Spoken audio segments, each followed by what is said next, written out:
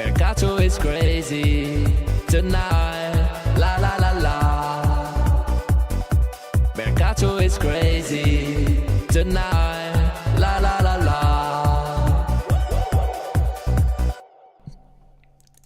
Ciao Juventini of the world, my name is Giuseppe, welcome back on the channel, this time on time and I am awake. Ciao Juventini, I hope you are all doing well. We are back with a calcio mercato. Mercato is crazy live and we start immediately with a bang. Because we are still the 5th of June and we have an announcement, a big one that has just been released. We go to internet, it's the one of Cruzeiro. In Portuguese, I will try my best. Cruzeiro, o Cruzeiro comunica que chegou a acordo verbal para a transferência definitiva de Kaio Jorge junto à Juventus, Itália e ao staff do atleta. We will read in English what it means. Cruzeiro announces that they found a verbal agreement with the permanent transfer for the permanent transfer. I start again. Cruzeiro. I make it simple. They found an agreement with Juventus. If he passed the medical staff, Kaio Jorge is a Cruzeiro player. We needed the money. I was thinking, what can I put on the thumbnail on today for the live of today? Because of course, we will do lives nearly every evening to speak about Mercato because that's the hot topic. And yesterday we went for a player. Today I was like, who do I put? Do I put Kaio Jorge or not? And I had the feeling like, okay, put him, even if the news will probably be official in 1-2 weeks, who knows? They did really fast, huh? So, can we say it? Ciao Jorge. Instead of Kaio Jorge, it becomes really officially Ciao Jorge. Ciao Jorge, of course, he needs, of course, to pass the exams, the medical exams, which is usually easy, super easy. But in the case of Kaio Jorge, it could be possibly also a difficult one. And we need to check why, because we know that he comes from a huge, big injury, the biggest injury that a football player can have. So it's a tough one, a really tough one. But we start now immediately with Sir Raz that is there in the channel. Ciao Jorge are the words. I want to also dedicate this live to our friend Sir Raz that is there with us every single evening and he's going through a difficult moment. Why? Because his cat passed away, unfortunately. So rest in peace to the cat of Sir Raz. Difficult moment. I don't know if you have pets at home, a dog, a cat or whatever. Hey, when you have animals at home, when you have your pets at home, you know what it is to feel attached to these guys, these girls, I don't know, the animals anyway. The love that they can give you and that you give to them is really, really huge. So big thoughts for Sir Raz that is here. Hopefully I will make Sir Raz think about something else this evening. Okay, what are the money? What is the money? We don't know yet. If this morning they were speaking about 5 million euro, lately in the last hours they were speaking about 10 million euro request of Juventus with Cruzeiro that was going towards the 7 million offer or something like that. They were negotiating, talking, so we'll try to check it. Apparently, Mirko Di Natale comes immediately with, come scritto oggi, like said today, the offer would be 4.55 million euro plus bonus that can become 6-7 depending of the objective that are reached. While the request of Juve was of 10 or is of 10. So this is probably an old tweet of Mirko Di Natale, because here they write in present form Juventus is requesting 10, while here they already found an agreement. So what is the agreement? What is the transfer fee? I don't know. Probably it will go towards a bit more than 5 plus bonus. Probably they found an agreement that 7 plus bonus could be. Let's see. I'm really curious. Ciao to Colo, fantastic Colo, fantastic. Always there. Beppe, is there a chance that Sule and Chiesa both leave? Yes. I have a few names there on my list. We will speak about Chiesa and we will speak about Sole in today's live. But yes, there is a chance that both leave. But that has never been a secret on the channel. For people that are watching also the videos and the lives, it's something that we took into account. And I repeat, and I will be boring. I know I will be boring, but I always told you, a lot of you will not be happy from a lot of names that you will see entering Juventus, and especially a lot of names that will leave Juventus. But yes, there is absolutely a possibility of Sule leaving while Federico Chiesa could possibly also leave. But that's not the chapter I wanted to start with. I wanted to start with Kaio Jorge today to go towards a bit what he could have been, what he is, and hopefully what he can become for him. Missed opportunity of Juventus? No, it is not a missed opportunity. It is bad luck. Really bad luck, because the player has really a lot of qualities. Let me first say hello to the people that we have here in the chat, like Dino Muhammad. Today, disaster, huh? Dino Muhamedovic. Ciao, Abaya. You didn't have the most chances, but I always remember your hat-trick in a friendly last summer. Huh? Ah, Kaio Jorge. I thought he was speaking about me. No, it's not about me. It's about Kaio Jorge. Yeah, guys, I know all the news that you are reporting. I know, guys. So we know.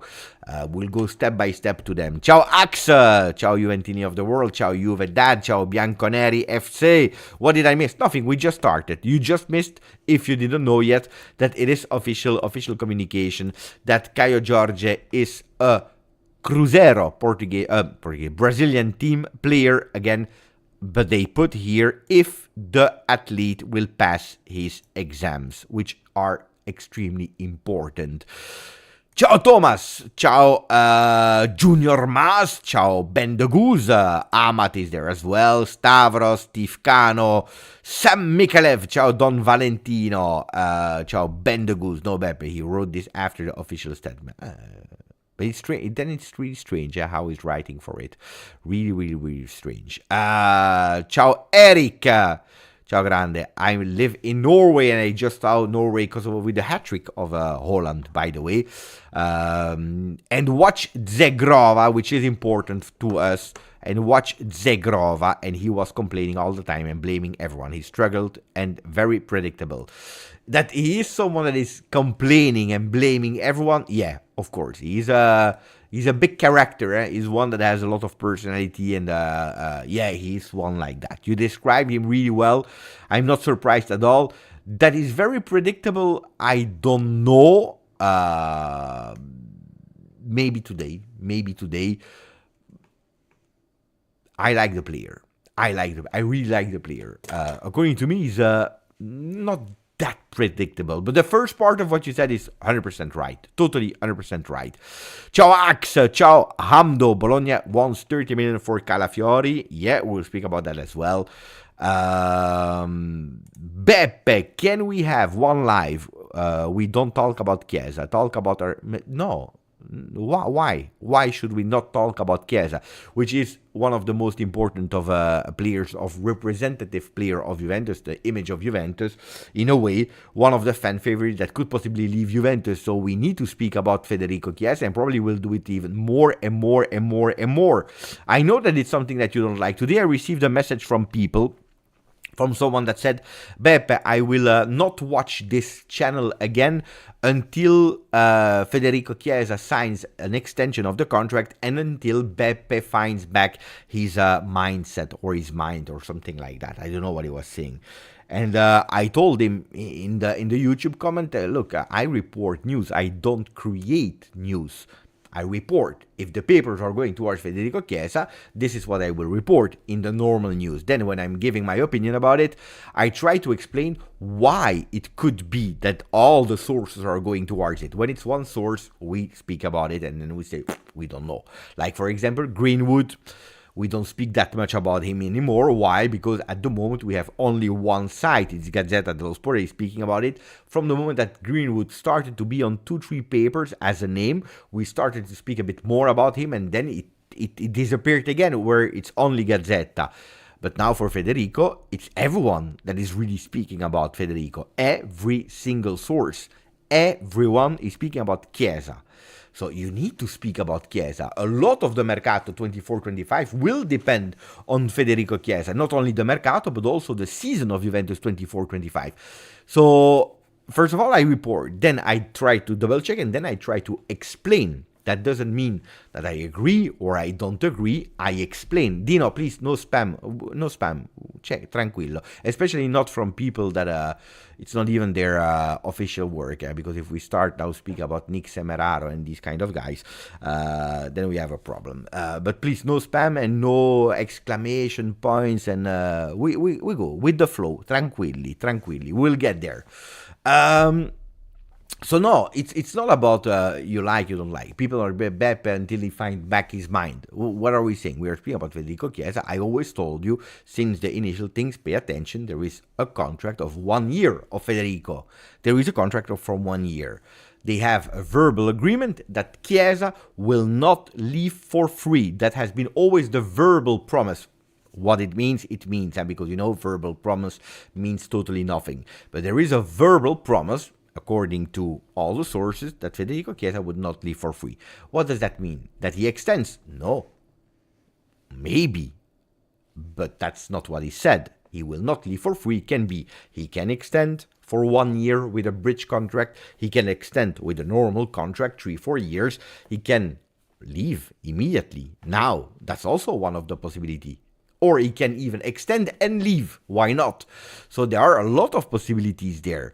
But that's something that we always said. And I have always told you here on the channel, I don't put my word on it, on my face on it, in promising you, don't worry guys, Federico will stay because he's the number 7 of Juve, because he's growing again towards his full condition and he will stay. That I never told you that. I always told you, be careful for the Mercato, but also be careful, especially on the name of Federico Chiesa. He could possibly stay. Could be, and we will all be happy, or he can leave. Then, after that I told you these kind of things, we started to hear the words of Thiago Motta that has been leaked. True or not, the words are going towards that. And then today, what do we hear? That the agent of Federico Chiesa will be in Roma. Fali Ramadani will be there in Roma to meet the club, because we know that Daniele De Rossi spoke to him, said, I really want you to come here. I believe in you. We can do great things together. Roma is interested, like Napoli is also interested. Now, he can go there. They can speak about something else. They can speak about Federico Chiesa. They can say, oh no, we don't want to go to Roma. Maybe it's just to be polite that they go there and listen. There can be a lot of things we don't know yet, but it's a reality that something is happening. Here, on the 4th, mamma mia.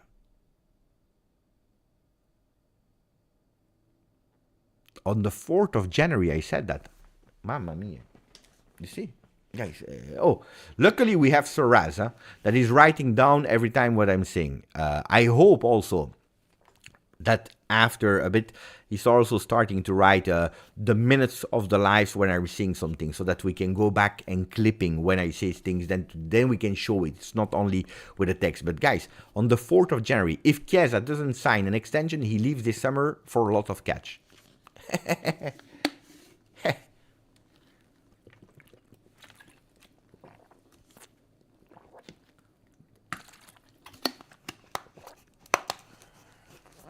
You love the jacket? This is really a beautiful jacket. This is really, sincerely, a really beautiful jacket.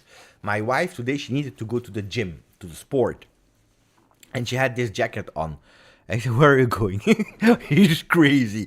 I said, take it out, put it there on the chair. No, you don't go anywhere with that jacket. No, you're crazy. I love my wife, but I love the jacket as well. No, some things you can joke with, some things you can't joke with. Like, for example, this. Beppe has 0 says in our Mercato. 0. No, of course, I'm not deciding. I don't decide. I know some things, guys, then I try to explain you, but I have absolutely no decisions. Beppe, Fabrizio, or Nico Schira, or Agresti didn't speak about Chiesa. So? No, it's not even true. It's not even true. Agresti is always speaking about Chiesa, by the way. Agresti is always speaking about Chiesa. Every day, if you watch the YouTube channel of Agresti, every single day he's speaking about Chiesa. He knows about the rumors, he knows what's happening. He's always speaking about it. No, he's always speaking about it. Then Fabrizio, I don't know, guys, if he speaks about it. But Fabrizio Romano, which is the guru of Mercato, he doesn't know anything about Juve, guys. Honestly, Fabrizio Romano, he comes after everyone on Juve. He's the best one. A lot of respect for Fabrizio Romano. You like him, you don't like him. I know it's a controversial person. A lot of people they don't like. A lot of people they like. A lot of rumors. He's taking news here and there. No, on Juventus, he's never. How can I say? He's never a prime source of Juve. He confirms, he speaks when he's certain, when he double checks, and then he speaks. So I would not take Fabrizio Romano as the first source, but when he's speaking, of course, we know that he double checked 3, 4, 5 times, and we are sure about the authenticity of the news. That he's an Inter fan or not, we don't care. He's trying to do his job, and he's doing it really well because he's the best one on Mercato, at least the one that has the most legacy, the most veracity. At least what he's saying is correct. So yeah, but he will never go on. He will never go on the field, Federico Chiesa, especially on Juve, because it's dangerous. The Federico Chiesa news is really dangerous. It's a big one.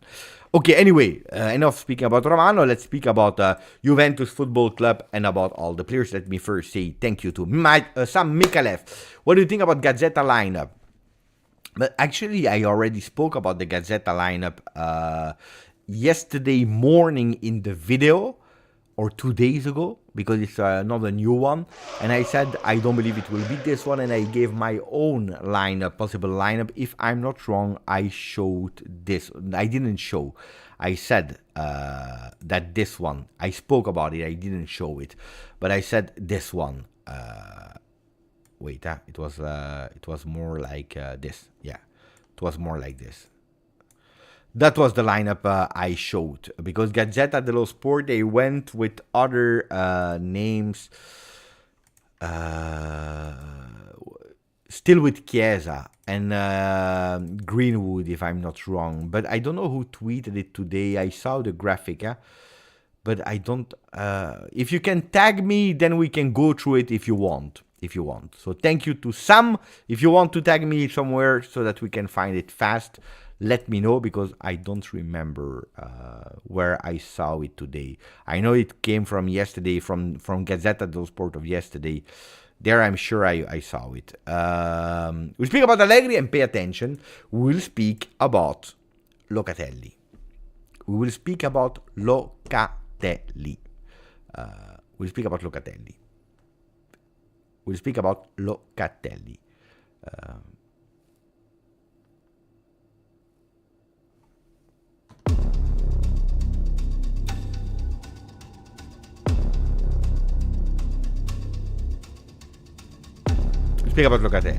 Dino Muhamedovic is saying, Beppe, I respect your choice for... No, guys, no. Dino, it's not my choice. It is not Beppe that is choosing a player.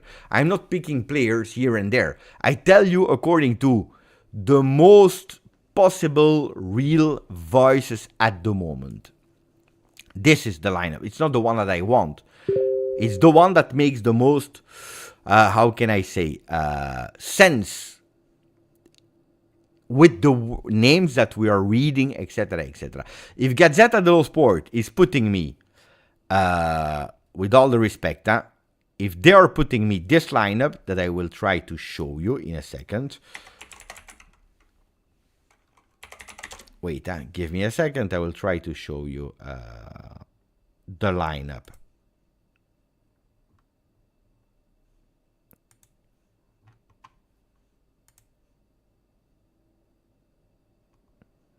Because some send it to me.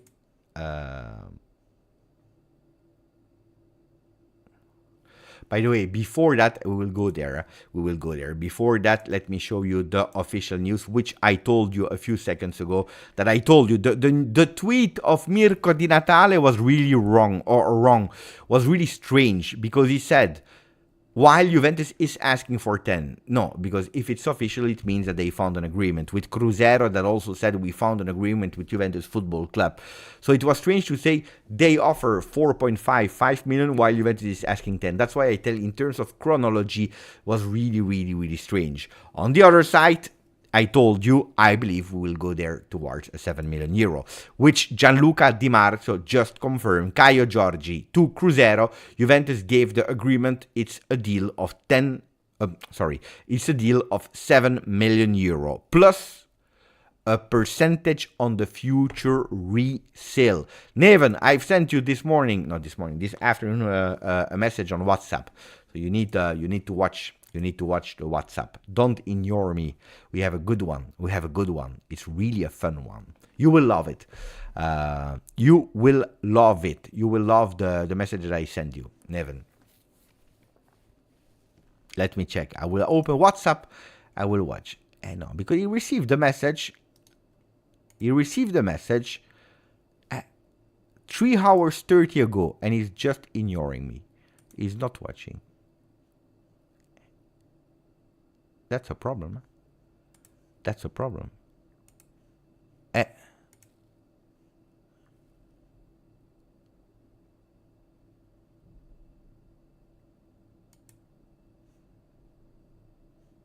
Let me check again.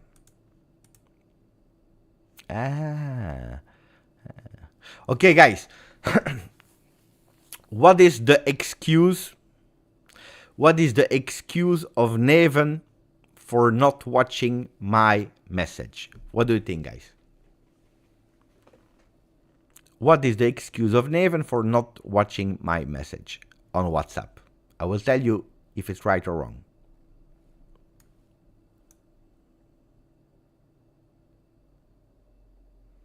His phone was in the wash machine. No.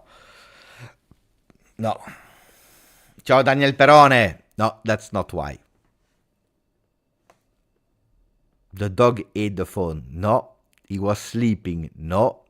Bravo. Steve Cano, he found it. No notification. Voila. That's... Sorry, notification slipped.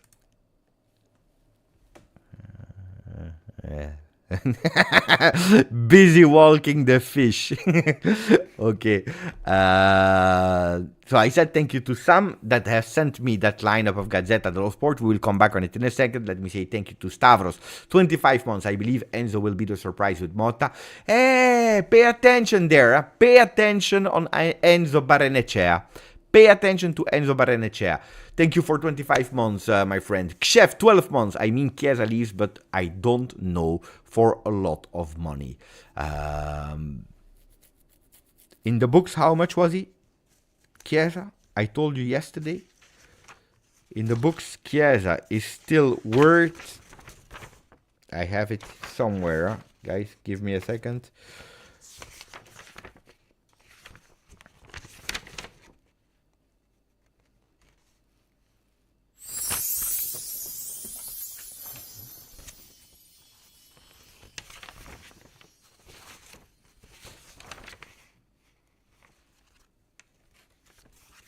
Damn.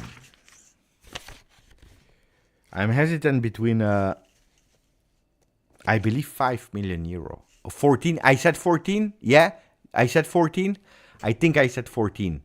Wait, let me be sure, because I have it on the phone. Because that's important. I said it yesterday, yeah? So I was hesitant, but 14 might be right. Let me check if I can find it really fast, just to have a confirmation. Yeah, I have it here. Chiesa, 14. 14.2. It's McKennie that is at 5. I always, because I prepared both of them together, McKennie is at 5. Chiesa is indeed at 14. So I don't believe in the 25 million euro that the Corriere dello Sport said, but I believe in a bit more.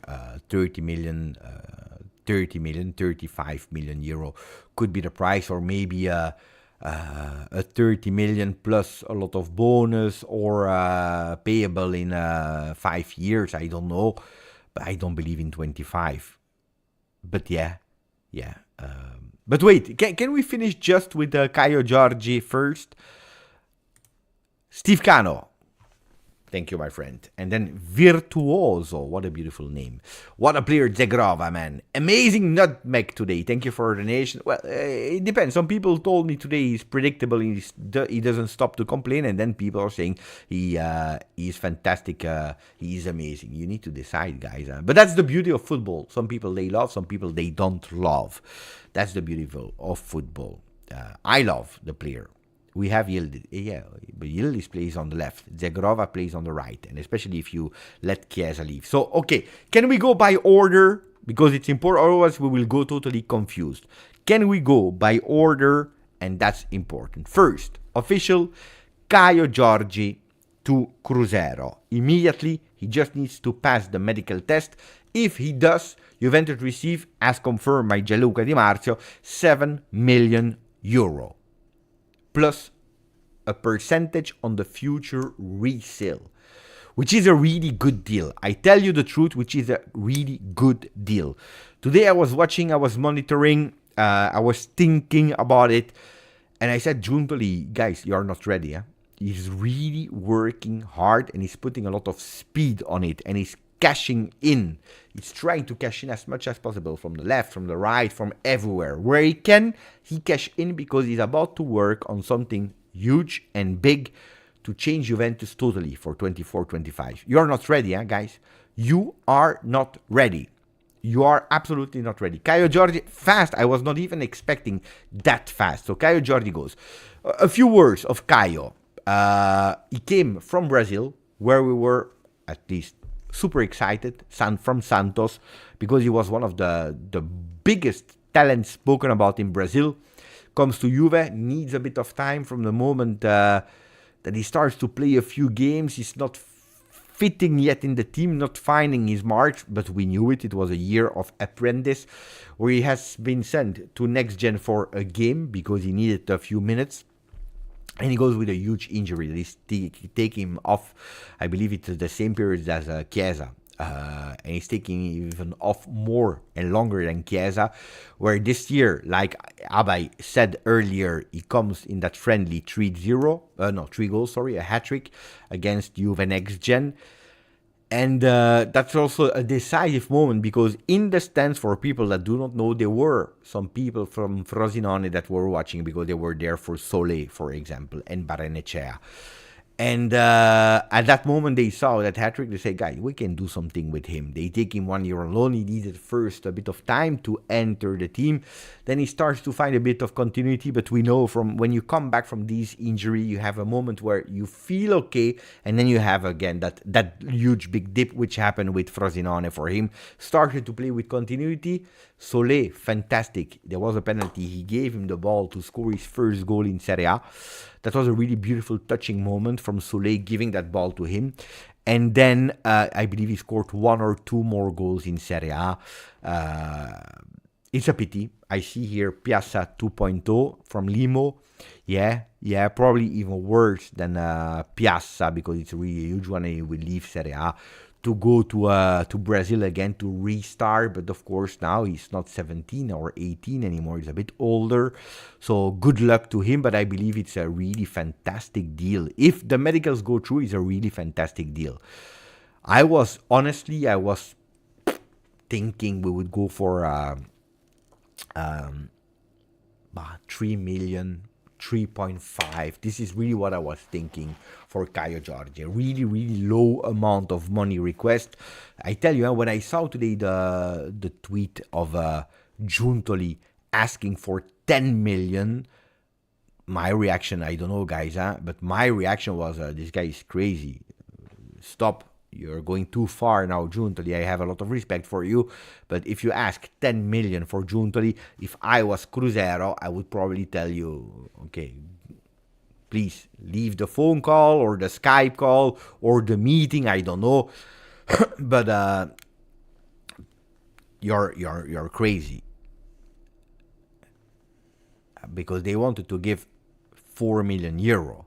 He's asking for 10. I would say you are crazy. At the end, they found a deal of 7 million. And you know what I'm thinking about when I see that kind of deal? I see the the deal of Zakaria. You remember when he comes, there was a meeting already planned in London, and he says to everyone, to Manna, Tognozzi, we don't go to London. We don't go call them. And you say the price has changed to West Ham. He said the price has changed. We don't agree with what we said to you. It's tough, huh? Because you need to call them and say what we agreed on, and we were coming to sign the papers. We need to take it back. Remember? Because we need to sell him more. And that's what we did with Monaco. So I believe it's a really, really, really good one. The guy is a bit crazy. He's taking risks. I have always complained, and tell me if I'm right or not, I have always complained about the inability of Juventus to sell. The inability of selling by Juventus has always surprised me, because I don't really remember the last time that we did a real big sale where you say, okay, I'm happy with that. Who can tell me? Probably I forget now because I'm speaking in the meanwhile. But a huge big sale where we say, wow, okay, we sold well. What was the last one? Pogba. Probably, yeah. Pogba. Pjanic. Yeah. But Pjanic, guys, we know what was the agreement there. De Ligt was a big sale, it's true. If we see the result now, we can say not too bad. It's true, Rado. But at the time, I remember that I said, we could have gone for a bit more. It was big in terms of money. Bentancur is probably a really good one. I agree with Neven. Kulusevski, Bentancur, yeah, with Tottenham, but probably also because of Paratici, yeah. But anyway, it's true. Kulusevski, Bentancur, Serraz, he remembers as well. De Ligt, yes, but there was Yildiz between the lines, where they already found an agreement with Yildiz and they didn't want to speak about him. Emre Can to Dortmund. Was it really so? How much did we sell him to Dortmund? Am I crazy when I say 40? Am I crazy when I say 40? Guys, can you help me? Emre Can to Dortmund? I think less. I say 40 because that's always a number I have in mind when I speak about transfer. At 25 million euro. 25 for a guy that became the captain, huh?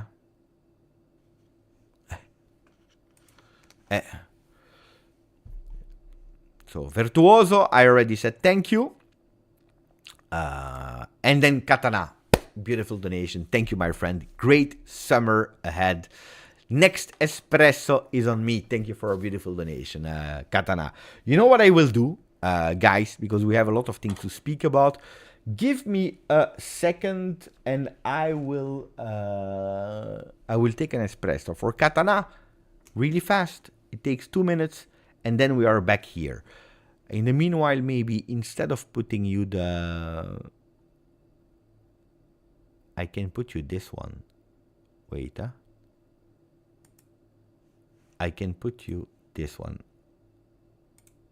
I don't agree with that lineup. I already tell you. I don't agree with the lineup.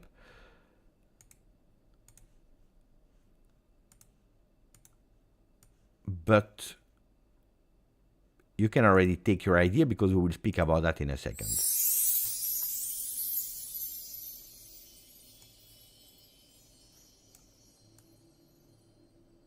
This is the lineup.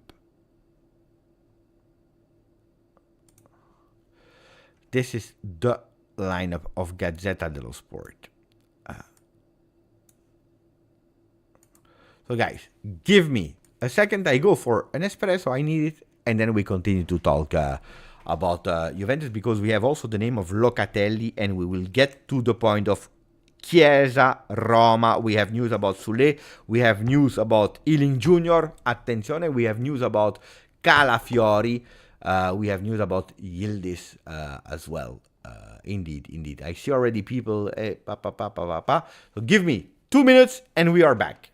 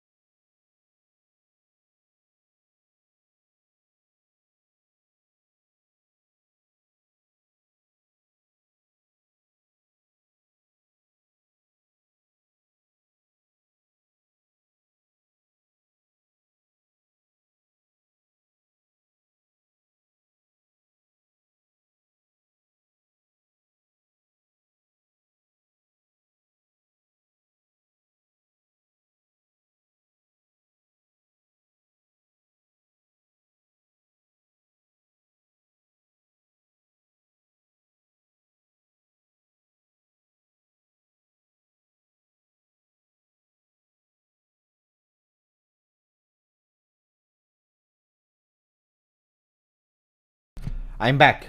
I told you I would not be that long. Anyway, we are back with the espresso of Katana. Thank you, my friend. Really, really appreciate it. So we spoke about Kaio Jorge. By the way, meanwhile, I double-checked from Mirko Di Natale because I was a bit confused about his tweet that was reported, especially because people told me that came after official news, and he said on the internet, I ask for forgiveness because my news was delayed and was not really correct from what he said and what was official later. Okay, no, I was not too long.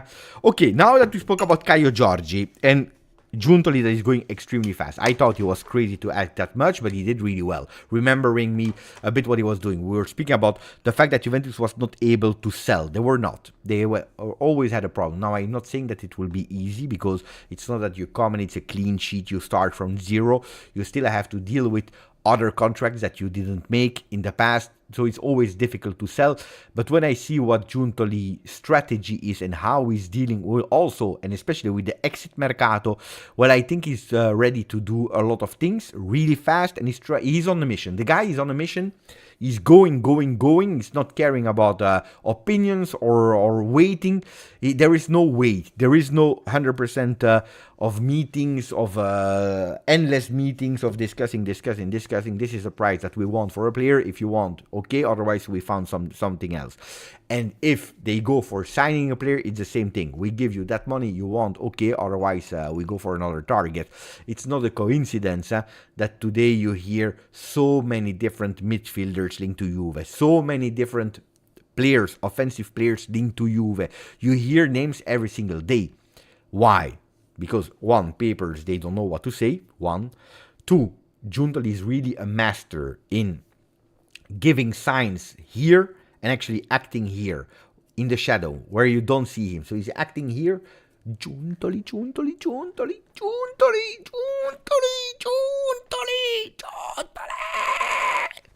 Guys, Giuntoli is smart, really smart guys. Really smart guy. I was expecting it. I told you. Giuntoli. Fantastic Giuntoli. No. 7 million for Kaio Jorge. Give him a star around the stadium. Seriously. We can already start.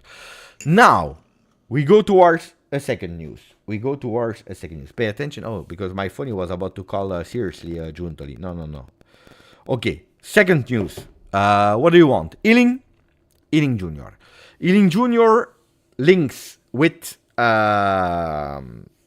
Atalanta. Ealing Jr., according to me, there are some teams in Serie A interested in him. There is Bologna that was interested on him, but I believe it's also because of Thiago Motta. So it's really strange to me that he doesn't receive even the chance to show himself in a retiro. We spoke a lot about people that we would sacrifice, possibly. We spoke about Solé. We spoke about big names, la Chiesa, la Bremer. We spoke about Huijsen. We spoke about Miretti, Nicolussi. We spoke about so many different names. We didn't speak a lot about Ealing Jr. recently, and he even started to receive a spot. Coppa Italia with Montero, starting spot. He played more as a starter in the last 3-4 games that he played in the entire season. So it's a player that I started to say, you know what, Ealing Jr. could potentially, because there are no voices, even extend with Juventus. Don't forget, Ealing has also a contract until 2025. So the same situation as Federico Chiesa. 2025 is really short. And Juventus, there also, they don't want to miss opportunity to sell. They are already late because the request price of Ealing Jr. can't be 30 million anymore. I don't know if he ever reached 30 million possibly, but I'm sure he could have reached easily 22 million euro if we would have sold him last season. This season he didn't play with continuity. Luckily, the last 3 games showed again an Ealing Jr. with a lot of potential.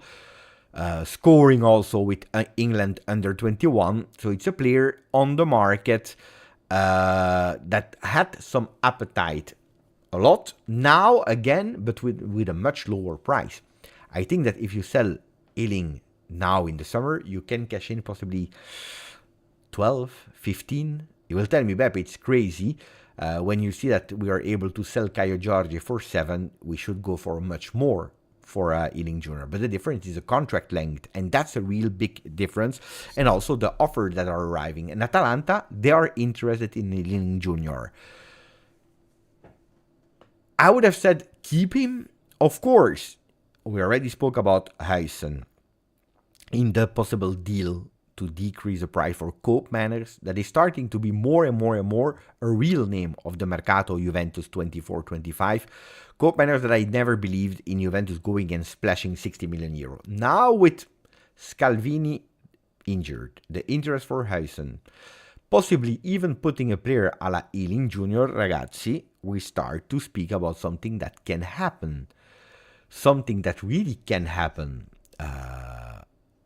Huijsen, a value of, let's say, 30. Ealing with 1 year of contract, 15. If you are speaking about that and you're able to give even, I don't know, 10 million euro to Atalanta, you saved a lot of cash. Of course, you sacrifice 2 players. With a lot of potential, especially Huijsen, that I think will be a fantastic, great defender. Would you do it or not? Do we need to do a poll? Is it a good deal or not, if we speak about that? Let me try to do a poll. Wait. We'll do a poll. I will launch it.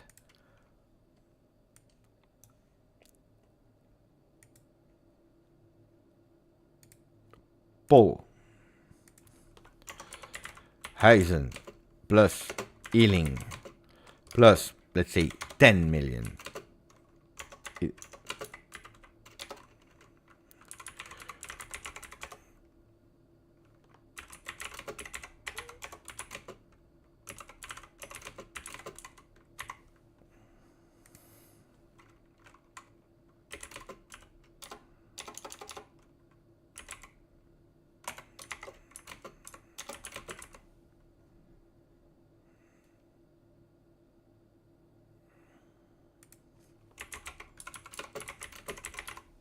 Okay, 4 options.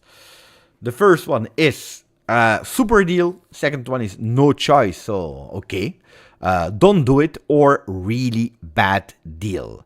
It's a robbery for F9. From what side, Marcello? From Atalanta robbing Juve, or Juve robbing Atalanta? Huijsen is generational. I am not sure. Well, sell Chiesa, Milik, Sule, mamma mia. We sell Chiesa, Milik, Sule, Keane, Ealing, Kostic. Who will play in the attack? Who is the backup for Yildiz and Vlahovic? We need also 3 attackers minimum.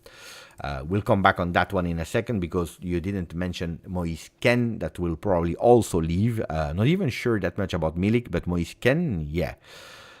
Koopmeiners is overrated, the message of Neven.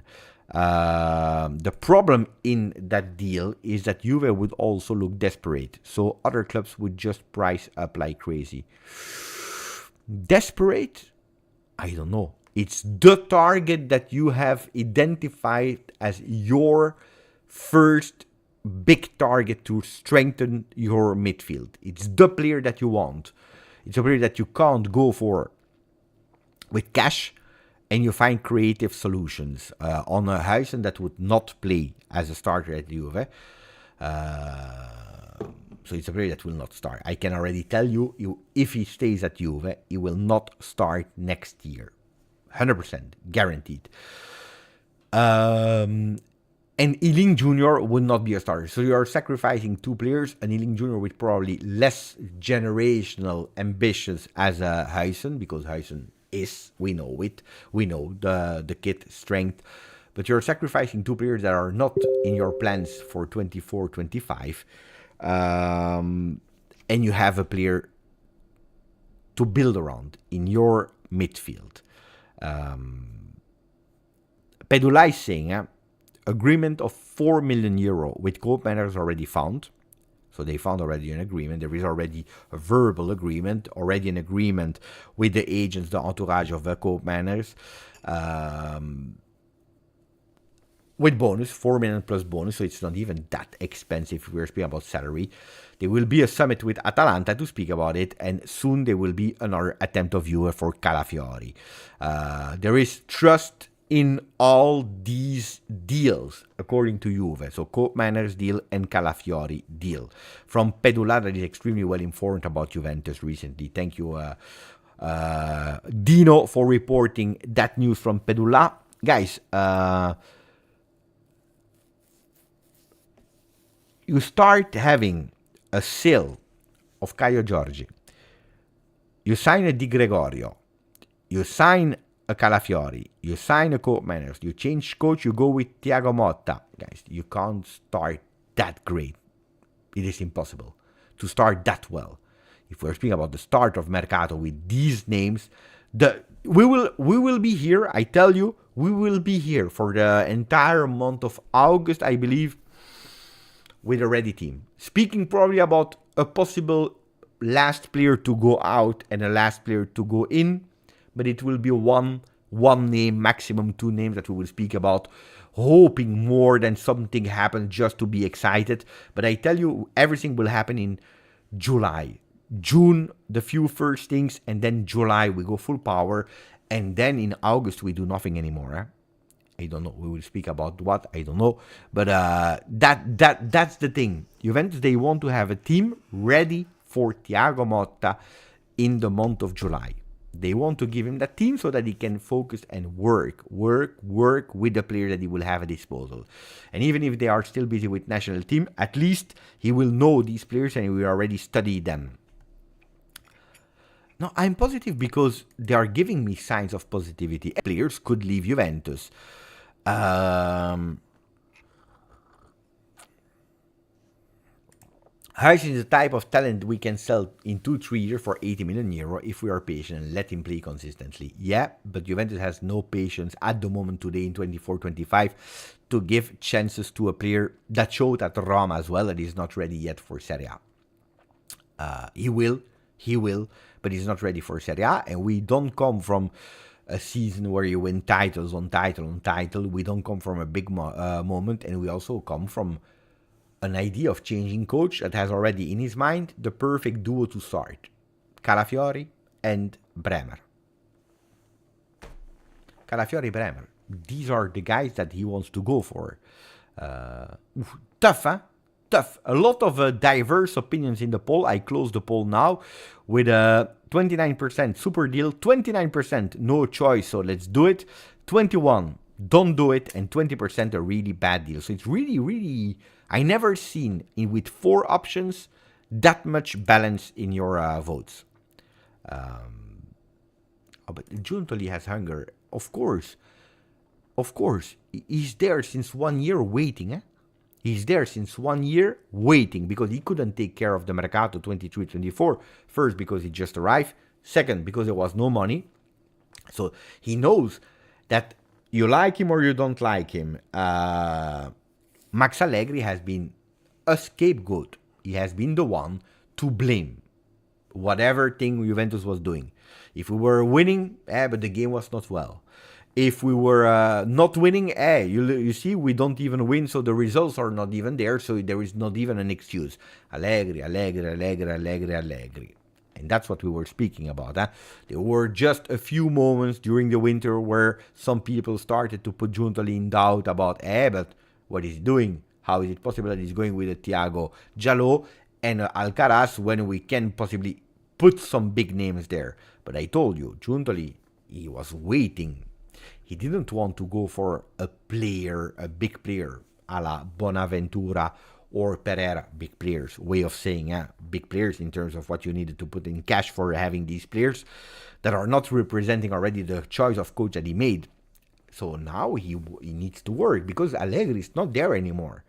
And who has chosen for Thiago Motta? It is Giuntoli. So now, if you are criticizing Thiago Motta, by consequence, you are criticizing also Giuntoli for the team that he will be able to give to Thiago Motta, but also for the choice of choosing a coach like Thiago Motta. Hopefully, Juventus will do well, and we will always speak positively about both of them and the team. But now, there is the label Giuntoli on Juventus 24-25. Also because you all remember here on the channel when we read the letter to the shareholders from John Elkann, the ownership, and there was only one name in that letter representing Juve. It was Giuntoli. We trusted Giuntoli. We are in year 0. Next year is year 1. Giuntoli is the man that we wanted, and the Giuntoli, we waited for him. He's there, and he will take care of the sporting side of Juve. So Giuntoli is the guy now that knows that it's not about hunger or not. He waited 1 year. Now he will need to put his name on it, on everything, and it will be tough because there is a lot of work to do. When I told you that Mercato would be crazy, I was not lying to you. When I told you that a lot of things would happen in that Mercato, I was not lying. It's true. Then everything will not be able to happen. But guys, there is a really big possibility. Huijsen plus cash for Koopmeiners is a good deal as long as the cash is not big. Koopmeiners is 26 and we won't be able to sell him for much in 3 years. Huijsen will still have a value in 3-4 years. It's true. In a way, because at 29 you can still have your big last contract in a club. This is, for example, why at a certain moment I started to say no to Sergej Milinkovic-Savic, because, and then at the end he made our life easy because he went to Saudi Arabia, so we didn't even need to speak about. But here I said Sergej will be, I don't know, 31 or something like that, or 30. This is the last contract of Sergej Milinkovic-Savic. So in the future, you can't sell him anymore. Why? When you're 26, guys, I believe you can still be sold. If you're doing 2-3 big seasons with Juve, you can have a lot of offers still. Of course, not the same as a Huijsen that instead of 30 maybe would be worth 60, 70. That's true. Apparently, Fabrizio Romano tweeted, attenzione. I don't know what he tweeted. Let's see. I will discover together with you.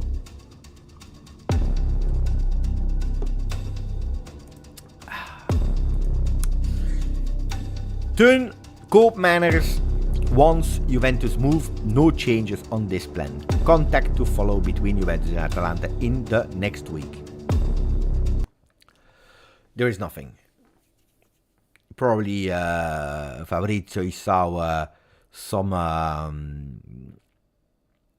tweets of other people speaking about Teun Koopmeiners, and I told you, the news of Teun came a few minutes ago.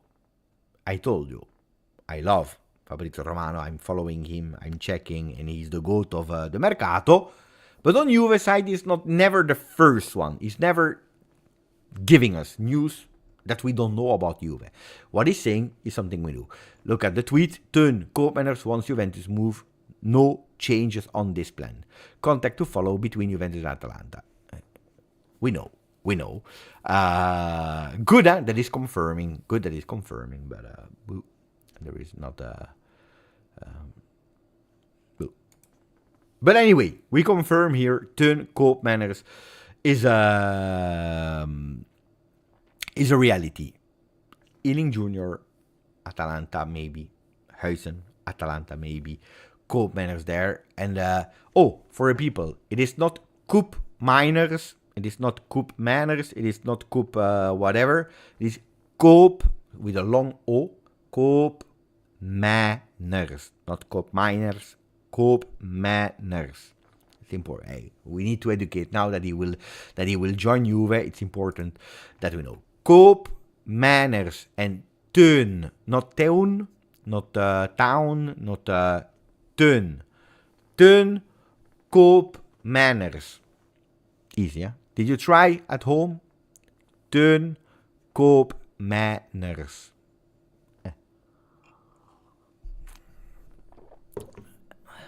The nickname already exists. Koopie. It's Koopie. No, I don't know. We will need to find one, but it's not difficult. It's actually to Mini Coopers. No, it's not Coop. It's not Coop. We need to find something better. No, it's not Coop. It's not Koopmeiners. It's Koopmeiners.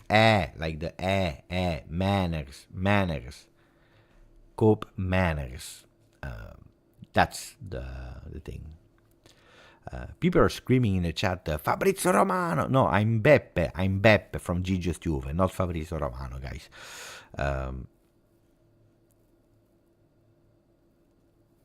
Okay. Healing, we cross. Chiesa, we already spoke a lot about him. What else do you want to know about Federico Chiesa? Are there questions? Because then I'm scared that I will repeat myself too much. What is the latest news on Chiesa? We said it earlier by Gianluca Di Marzio. There will be a meeting between him, the agent, and Roma.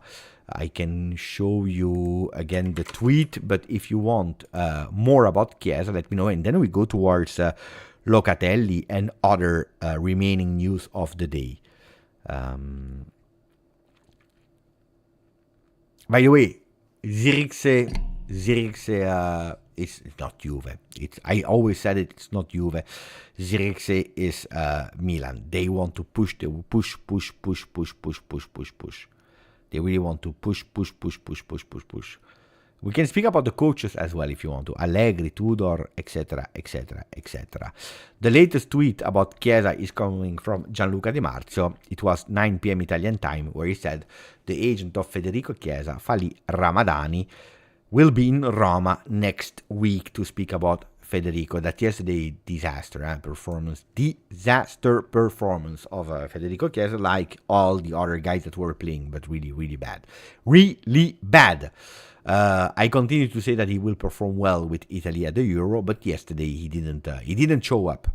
Beppe, how do you personally feel about Chiesa being sold? I hate it. But Marco, maybe I'm wrong, but you were the guy, no, that were pissed off on the channel for Dybala for really years and years. Maybe I'm wrong. Maybe I get it. I confused with another Marco. But I know there was a Marco, but not sure if it's you, Marco. So don't take me wrong or take it personally. My memory is not working well. But there was a Marco. He was pissed off. He was writing me sometimes DMs about Dybala. You're a hater, but it's not you. I'm wrong, right? I think I'm wrong. I confused with another. There was a guy, Marco, mamma mia, for years he was pissed off with me every day about Dybala every day. He was sending me messages and so, mamma mia. Disaster. Marco, I was sad mostly, but also upset about Dybala. You see, also there. No, guy, you don't know, No, it was not you. I know. That's why I confused, because I know that you were also speaking about Dybala, but it's not you. It's not you that was obsessed with that story. Mamma mia, what a disaster! Every single message on YouTube, etc., was a disaster. But no. What I think about Chiesa, guys, you know what I think about Chiesa. A player that unfortunately had improvement points when he joined Juventus, that we spoke about. A player that was looking too much at the ground. A player that was not able to manage himself in terms of energy and managing moments of the games, where he was extremely young and he had time to develop these kind of things. That was Chiesa on the negative part. All the other things were positive. The dribble, initiative, left foot, right foot, from the distance, from the right side, from the left side. Everything was great at Chiesa. Was a man that was representing also Juve, a player fan favorite. Then he goes to the Euro, where you have the Chiesa, the best version of Chiesa. By the way, if we go back in time, I have always told you, I didn't want Chiesa at Juve, and how many times did I say here on the channel how wrong was I? So I was super happy to have him. Then you have that injury that happens. And in the 2 years after injury, first we needed to wait for him physically, and now we are still waiting for him mentally, because that's where my big problem is today with Chiesa. Mentally, it's not there. This season, we can't say that it's a good season for Chiesa. It's true. He scored 10 goals in the 2 competitions, so in total, 9 and 1. If you're looking at goal contribution, I believe it's the second striker of Juve, so you could say, it's good. No, it was not good, especially in terms of playing, because we had some flashes of Chiesa. Flashes here, and when he went to This is Chiesa again. Well, that's the month where he disappeared again because of an injury, because of it's normal in the process, but today we don't know. My big problem with Chiesa is, I don't know if the rumors are right that he wants an increase on the salary. We have a problem because I would not give it to Chiesa now at the moment, an increase on salary. If we know that the plan is to be sustainable, if we know that we are trying to save on salary because we want to be sustainable again in 26, 27, and we have a lot of work to do, it's a player where I would not give 7.5 million euro for a Chiesa that we saw, a Chiesa that we know it, complaining with the coach because of the position that he was playing. Even if on paper he was playing in the 3-5-2, he was never playing there, but he was always playing a bit more on the left. No, for me, or to me, if there is a big sacrifice to do, I told it already, if I need to choose between Bremer, Dusan Vlahovic, and Chiesa, at today, if you take everything into account and you're obliged to sell one, it's a bit like the game play, bench, and sell.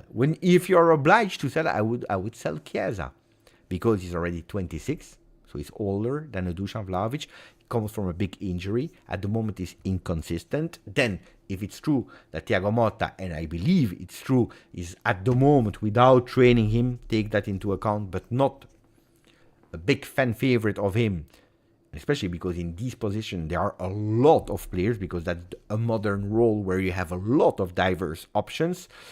I think it makes sense, especially if the player doesn't want to renew, if he wants more money, if he's not 100% convinced. We were speaking a lot of time.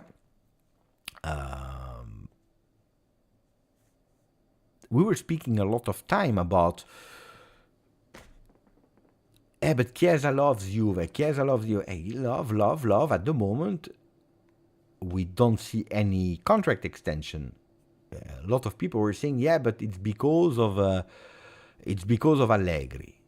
He needs to know about Allegri's not there anymore since a few weeks now. So if that was the only question of Chiesa, because he love of Juve but he hated Allegri, at the moment we don't know. You see?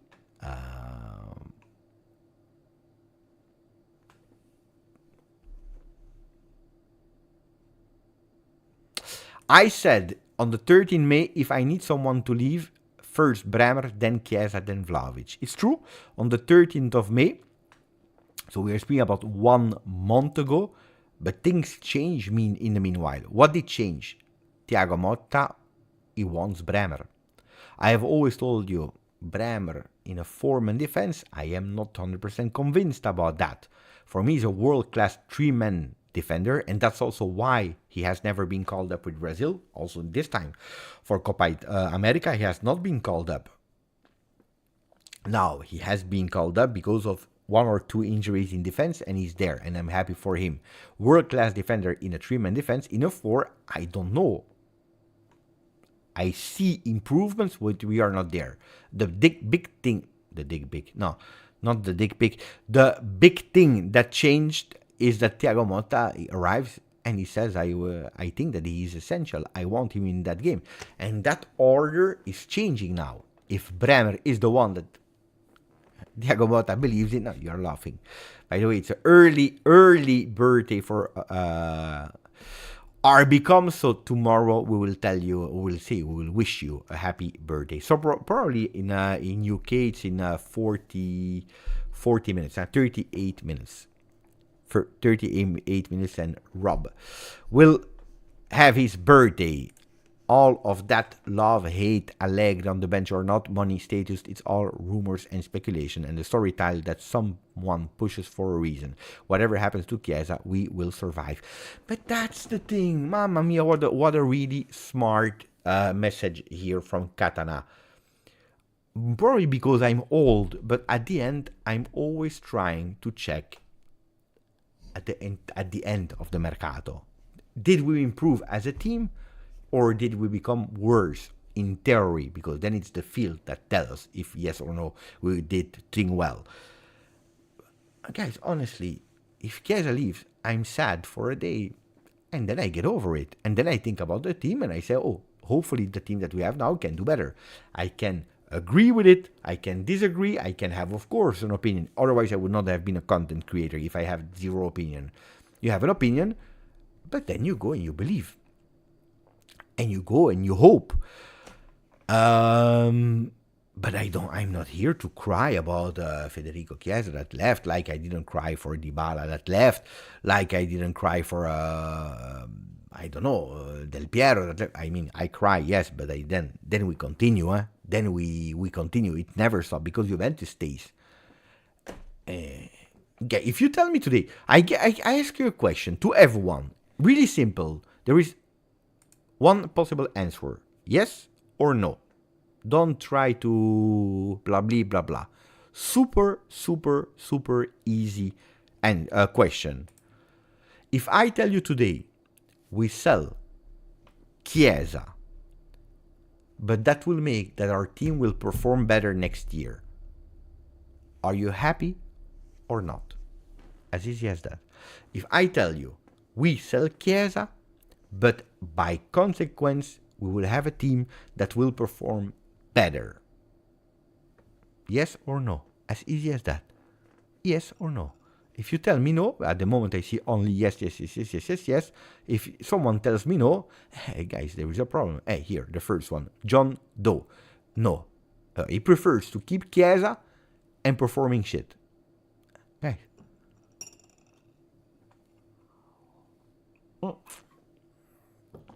Leo as well. Hey, there is a problem, guys. Then you need to support tennis. Where you have a one-man, a 1v1. But who cares about... No, who cares? I'm exaggerating because look, Money saying, but who do we replace him with? Today, that's not in the question.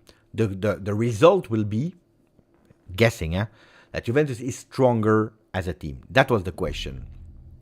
You can have Mbappé or you can have Orsolini. I'm just saying a name like that. But we don't care about that at the moment. The thing is, of the question, yes or no, the team performs better. Are you happy or not? Yeah. If people say no, then the problem is go and watch, watch tennis or table tennis, ping pong, watch golf. But who cares that he's an Italian star? No, this is wrong, John. This is really wrong. Chiesa is an Italian star. Yeah, okay, but who cares that he's an Italian star or a Serbian star or whatever star of the world? We don't care. But it's Chiesa, but we don't care. It's Chiesa or it's another player. If you tell me Roberto Baggio, guys, Roberto Baggio left Juventus. Roberto Baggio. Not Chiesa. Roberto Baggio. Roberto, il Divin Codino left Juventus. Zinedine Zidane left Juventus. Then you'll tell me, Beppe, the Italian star. Roberto Baggio left Juventus. Roberto Baggio left Juventus.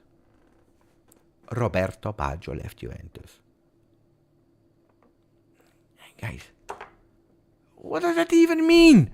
What does that mean? We need to build around the player. I always told you, even when we saw Vlahovic, Kenan Yildiz, don't build around the player. You wanted to build around Chiesa, which you probably did.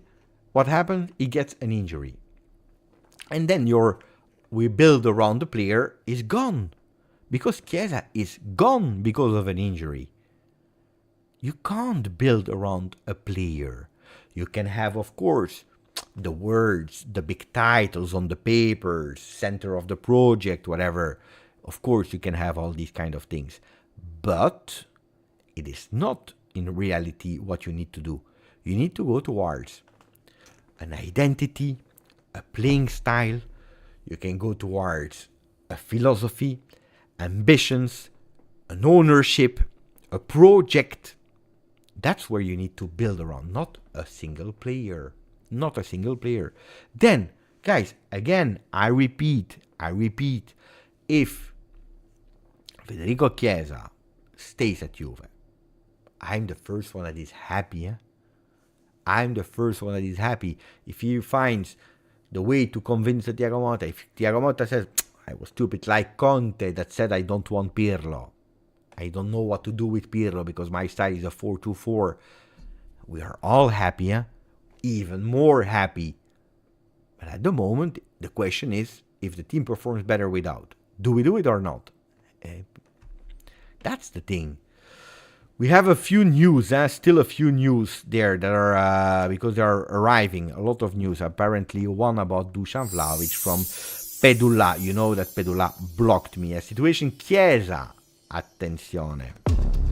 The situation Chiesa is to be monitored. De Rossi wants him and Conte likes him. Possible?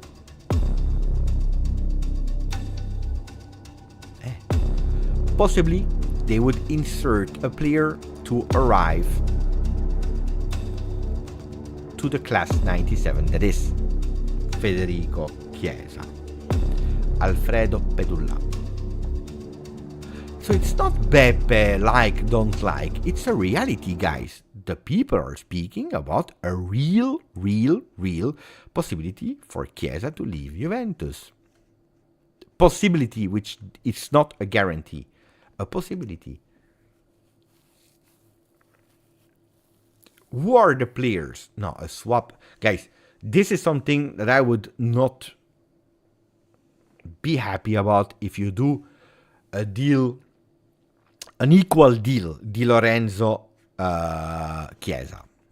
Because it's true that Di Lorenzo has, I believe, 3 more years of contract, if not 4 more years of contract with Napoli. I believe it's 3. While Chiesa 1. So you would say the value of Di Lorenzo is higher because he's a national team player with 3 years of contract than Chiesa that is just 1. But guys, one is 26, the other one is 31. 5 years, 5 years of contract. You see, even more. So if you go with an equal swap, I would not understand. I would not be happy. I would not think that it's a great deal. If you tell me, Beppe, is that a great deal? I would say no. If you put me Di Lorenzo plus cash, I will tell you, okay, we can speak about it for the good of the team. Because what do we need in a four-man defense? We need fullbacks that we don't have today. On top of the addition of a left foot center back, which is Calafiori. It's time. You see? But an equal deal I will not. Here, Roman, Beppe, you are speaking stupidity. You have a good channel, but you don't connect things. Identity you built with a team filled with players like Dybala, Chiesa, players that can show something more. Roman, I respect your opinion, of course. Then if you start coming here on the channel telling me that I'm speaking stupidity, I don't accept. Because according to me, I'm saying logical things. I can tell you, and I will not, but I could possibly return you the not compliment, telling you that you're saying stupidity. But I prefer to tell you that Dybala at Roma, they went twice 6th position with Paulo Dybala at Roma. Nobody wanted Paulo Dybala. Nobody wants Paulo Dybala. There are no offers for a Paulo Dybala that is playing at Hull service. I think that if Juventus did one thing well in recent years was not continuing with Dybala. Could they have sold him earlier? Probably they should have done it. But the problem is that Dybala didn't want to leave. Juventus tried to do it. Paratici understood. He knew the player. He tried to sell him. He didn't want to leave. With these kind of stupid acts like I'm here to stay, and then 0 on the field for Paulo Dybala. In the latest year, which Dybala was a fantastic player in the beginning of his career, I always said here, I believe that it's really a really great deal that Juventus didn't continue with him. If we could have sold him, better. But we see a Paulo Dybala where, yeah, you see flashes of Paulo Dybala here, there, and it's not working. You don't build around a player, especially not a player like Dybala, that doesn't even go to the Copa America, guys. It doesn't even go to Copa America. Then if you tell me, Beppe, we're speaking about prime Messi, I tell you it's another story. Because players make the difference. And a Dybala in top peak form makes the difference. But the Dybala of the end of Juve didn't make the difference. Like the Dybala of today is not able to make the difference. It's the reality. It is the reality. Then if you tell me, Beppe, you don't connect things, no, this I don't accept. You can tell me, Beppe, you're wrong, but you're speaking stupidity and you don't connect things. I believe, Roman, that this is a stretch. No, we didn't get Pogba instead of Paulo Dybala. No, we got Pogba because we needed to reinforce our midfield. We didn't get a swap. We take Pogba instead of Dybala. They are two total different players. You are connecting things that don't exist. That's the problem. Because you read online, you see here, the hate here, the hate there. It makes totally no sense. It is not true. It is not true. You know who we took instead of Paulo Dybala? It is Di Maria. Di Maria, for what reason? Because he was free. Because if you could have gone for a top player there, where putting cash on the table, you would have gone with other players than Di Maria. But Di Maria was a fantastic opportunity for free that you take also to have already a mentor for Solé. 1 or 2 years of a Di Maria that you go for. Di Maria we signed 1 year because he didn't want war, because we were calm. And you take it. No, but it makes no sense. People are telling me, Beppe, calma. No, it makes no sense. Because it's not true that we took Paul Pogba for Dybala. It is not true. We take Di Maria on a 1-year deal. He wanted to stay eventually. Juventus said no at the end. Juventus said no. Juventus said no to Di Maria because he didn't deserve to stay. You had way less risk with a Di Maria than with a Paulo Dybala. Because Paulo Dybala, he wanted how much? 4 years of a contract extension at 10 million euro per year. This is what we were talking about. This is what we were talking about. No, Dybala should not have stayed over Di Maria. No, guys, this is wrong. This is my fight on the channel. You can agree or disagree, I don't care. It is not true. It is not true, guys. You can't, it's not that we said Paulo Dybala will remain 1 more year. Paulo Dybala would have signed probably his contract for 3-4 more years. And if we saw that all the blah blah of Paulo Dybala on the field, challenging the management, I'm here to stay, and then delivering 0, wanting money, going with a car dealer to sign contract, not signing contract, asking for I don't know what money that nobody in the world is giving. There is nobody in the world that today wants to seriously go for Paulo Dybala. What are we speaking about? What are we speaking about? Guys, you know what you are? Sorry to say, you are emotionally attached to a player because he had fantastic, beautiful years at Juve. And you didn't disconnect from Paulo Dybala. And you don't want to hear the truth. The truth is that Paulo Dybala, unfortunately, he played against Barcelona, scored 2 fantastic goals. He finished on Gazzetta dello Sport with Paulo Dybala, the new Messi, and he went totally out of mind. And he lost his ego, his being humble. He totally lost it, 1. And 2, after that, with injury, he also lost the physicality. He lost the physicality. Losing being humble and losing physicality. And then you don't deliver. And then you don't deliver. On top of that, you have a Paulo Dybala that the love story with Juve was over because if you challenge the management, because you all there, but Allegri deserves to be dismissed because he didn't respect the management. And you don't do that. But what did he do, Paulo Dybala? Twice, What did he do, Paulo Dybala? Twice on the field in front of the entire world.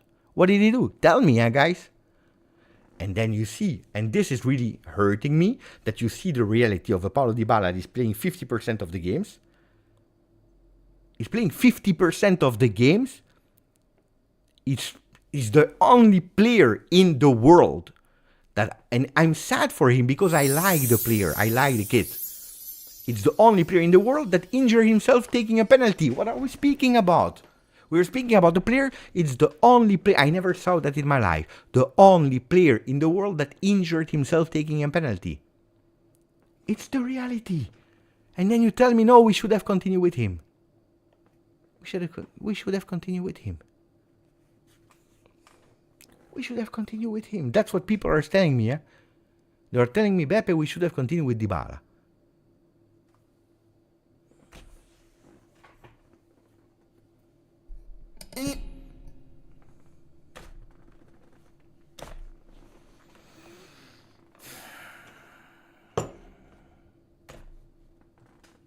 I don't know. I don't know. I don't know. I don't know. I don't know.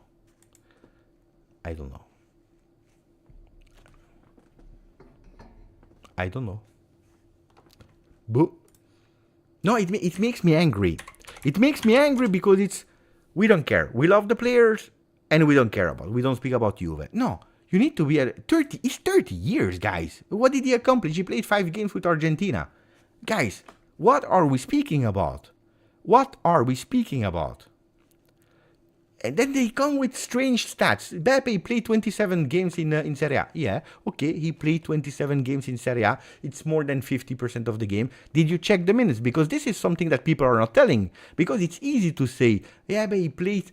No, it's not true, Beppe. He played 27 games of Serie A. By the way, it's 28. He played 28 games out of 38, which is much more. But look at the minutes. 58% of the minutes played. 58% of the minutes played. 58% of the minutes played. 58. 58. In Europa League, which was a huge big target of Roma, he played 47% of the minutes. 50% starting 11. In Coppa Italia, 50% of the minutes played.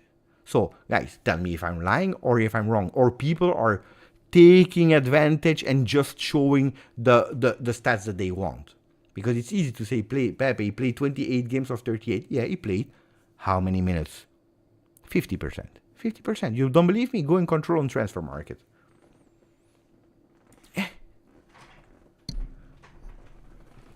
No.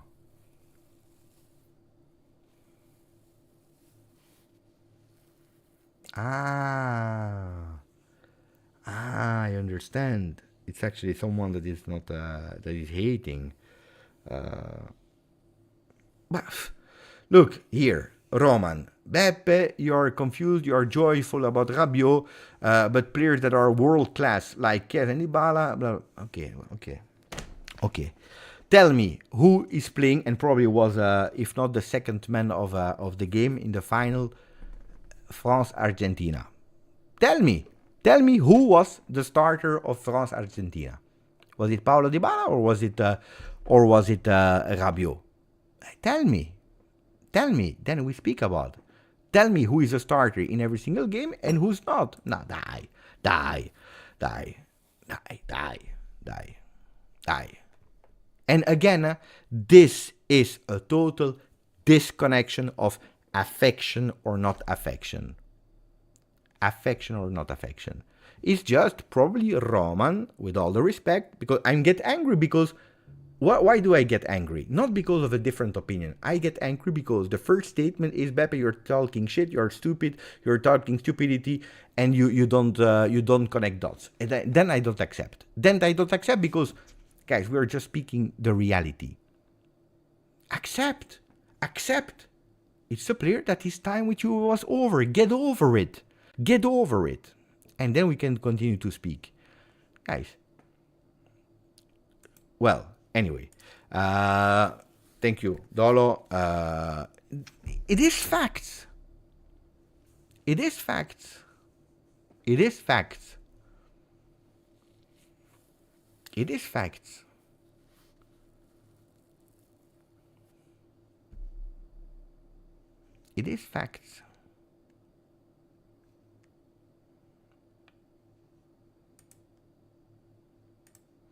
Marco, thank you, my friend. If you keep Chiesa at the expense of the team, you are more a Chiesa fan than a Juve fan. If you love the club bigger than anyone. I don't know where we are going, Marco, in the world. I have absolutely no idea. But if I see some comments here of people who are saying, no, I'm not happy if Juventus is better because they let Chiesa leave. If I see people are still crying about a Dybala that is a finished player, honestly, at high level, at the moment, Dybala is good for half-time Roma. If you don't believe me, go and ask to the Roma fans. Go and ask to the Roma fans. Go and ask to the... Not to Beppe. Go and ask to the Roma fans. Because in the beginning, they were... look at the party that they did. Go and check. Go and check what they say. Ask them. Paulo Dybala, how much do you rate him? Are you happy that he stays? What did he deliver until today? Are you happy about his consistency?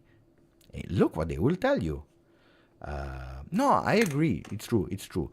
So thank you for the donation, Marco. But I agree with you 100%. Of course, I agree 100% with you.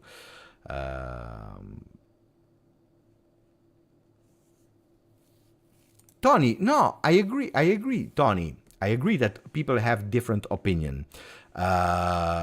Look, about Locatelli, by the way, we'll speak about Locatelli today. Is there someone here on the channel that is doubting the fact that I like Locatelli? I don't believe so. I believe that everyone knows, openly said, that I am really a Locatelli lover. But is there here on the channel someone, an honest person, I will not ask to Roman, but to the people that are following the channel, seriously, the loyal one, is there someone that is putting in doubt that I judged Locatelli fairly this season? About the fact that he had a bad season. About the fact that I believe, how much did I put him in that, how is it called? Damn, now I forgot. The thing there, the tier list, bravo. It was bad. I don't care that I love him, I don't love him. He was bad. That's the reality. Would I keep Locatelli? Yes. If they sell me Locatelli tomorrow because we go with a midfield of whatever you want, Cope Manners, Douglas Lewis, Fagioli, or Rabiot, whoever, because the team is performing better, because the team is more complete, because they found an agreement with Locatelli to leave him, I will be sad one day, and then we get over it, and then I hope we do really well, and I hope that Locatelli will do well somewhere else, except when he will play against Juve. Locatelli has unfortunately been bad. There are circumstances why he did bad. Because of sacrificing for a team, whatever, because Allegri was asking him things that he didn't really wanted to do, but he was obliged to do, because at a certain moment, Locatelli, lost himself totally in what he can do and what he was doing. And that resulted in the fact that Locatelli, in the first part of the season, was really great in supporting the team defensively, but was not bringing something in the construction of the team. And in the second half of the team totally collapsed, also because of a zero contribution offensively of Locatelli, but also defensively was not able to do the same work. It was a player that was totally lost, losing in pass accuracy, losing in rhythm, losing in positioning. At certain moments, he was not even there anymore in the middle. And that's a reality. Locatelli has not been good. And I'm speaking about a player that I appreciate, that I believe has a lot of potential. But that's the reality. So don't start telling me, Beppe, but it's because you love Locatelli, you don't love Dybala, you don't love Chiesa, No. Vlahovic, honest, I hated the performance in 2023. As I told you, and people were saying I were a hater, where I told you I was super amazed from a 2024, except of 1, 2, 3 games where he didn't perform really well. But the margin of growth, the improvement that we saw in maturity, in way of playing of a Vlahovic that is not yet perfect, is fantastic. And I'm here to say that Dusan Vlahovic is a player that I appreciated the way that he was playing in 2024. That probably he improved the most in that team in 2024. While the team, boom, collapsed, he was the only one that went up. So don't tell me these kind of stupid things that because I don't like to read them. Beppe, you like a player? No, because that has never been like that here on the channel. Now, Locatelli, that has always been out of the transfer market, and that Thiago Motta is believing in out of the market. Thiago Motta is believing in, so you're sure he's a Juventino, he wants to stay. All the directions are going towards a Locatelli that will stay at Juve. Well, this morning, people on Telegram, they knew, because I wrote it there. For the first time, I heard that there is a possibility that Locatelli can possibly be on the market. Now, that doesn't mean that he will be pushed away. That doesn't mean that teams will go for him. That doesn't mean that teams that will be interested in Locatelli will give the asking price of Juventus. That doesn't mean that Locatelli will leave Juventus. But for the first time today, early, I heard that Locatelli could possibly be on the market. And why is that? According to me, it's because Juventus really see the real possibility to have and Koop Manners, and on top of that, Douglas Luiz. And on top of that, the renewal of Rabiot. Buonanotte, Don Valentino. You have a renewal of Rabiot, a Douglas Luiz, a Koop Manners. That means that you have three big calibers on top of a Fagioli. Indeed, LJJ, a Fagioli on top. And then you can potentially even think about a Barrenechea that is staying. Barrenechea that Thiago Motta is really believing in. Did you hear a lot of news about Barrenechea? Concrete news, except of the few rumors about Genoa that was interested in him and that Juventus wanted to put maybe discussion about Barrenechea, Gudmundsson. We don't hear them anymore. So a Locatelli could possibly be on the transfer market.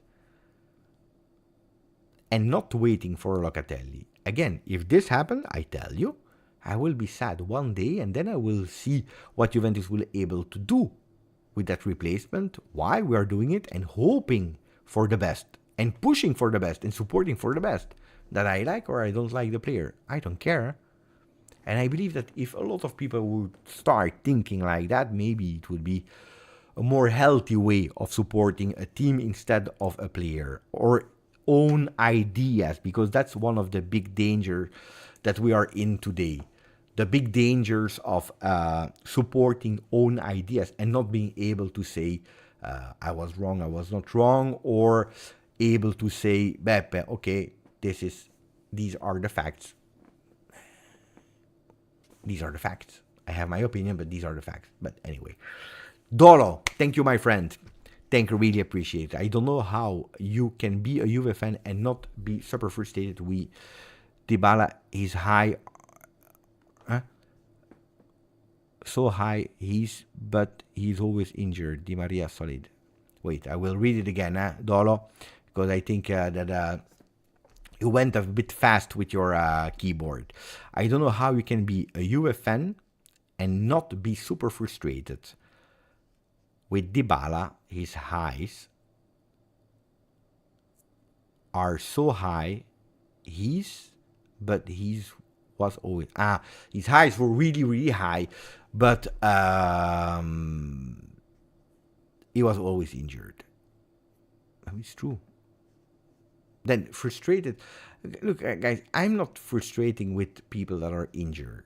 Never. Because I think it's a real pity. Like, it's a pity for Chiesa, like it's a pity for Alessandro Del Piero back then, like it was a pity for Dybala. I will never be frustrated and angry on a player because he can't reach his level anymore. What I get angry with is when a player, unfortunately, start to forget that he's humble and start to show sign that it's not working anymore with Juve. And Juve showing sign that it's not working anymore with the player. Then I get frustrated, and then I say, okay, better to split roles. This is what I think, or how I think about it. There is Dino that is sending me reports, part 1, part 2, part 3, part 4. So let me read them. Part 1, Juventus will soon have a meeting with Atalanta. They already have an offer ready for Koop Manners, 42 million plus bonus. The Black and White club has already an agreement with the midfielder and the entourage of the club. Of the player, sorry. In the deal, they could possibly include a player, not Sule, but Huijsen or Ealing Jr. Calafiori is a first objective, and there will be another attempt. But we know, Dino, you are here, no? You are here with us. We said that. We already spoke about that, no? Is there something new in I don't think so. Maybe part one, maybe. I don't know. No, because otherwise we go with the repetition of repetition of repetition. We know that we already read it. No, there is nothing new. We know. People made me angry today. Made me angry.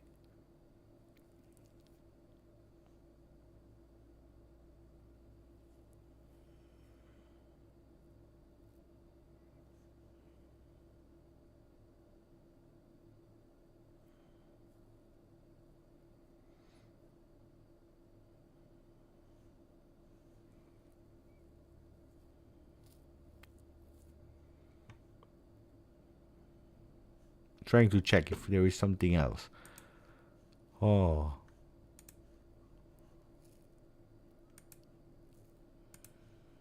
Let me check.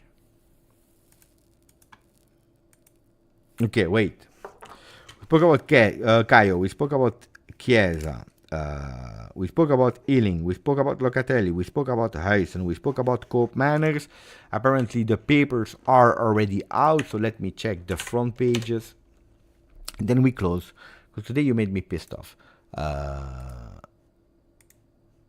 Cope Juve. All ahead. Look, it's written, huh? The deal for the Dutch midfielders could possibly... you see the difference. It's not or. It's Ealing on top of Huijsen. That is also on target of Leverkusen. And then Roma, they have a target that is called Chiesa. It's written here in small. Roma, they are targeting Chiesa Federico. Pay attention, huh? Gazzetta is the one of yesterday.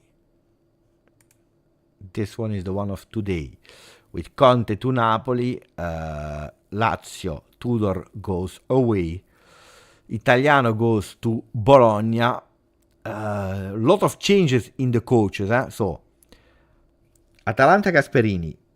Bologna goes to Italiano. Napoli to Conte. Lazio, not Tudor anymore.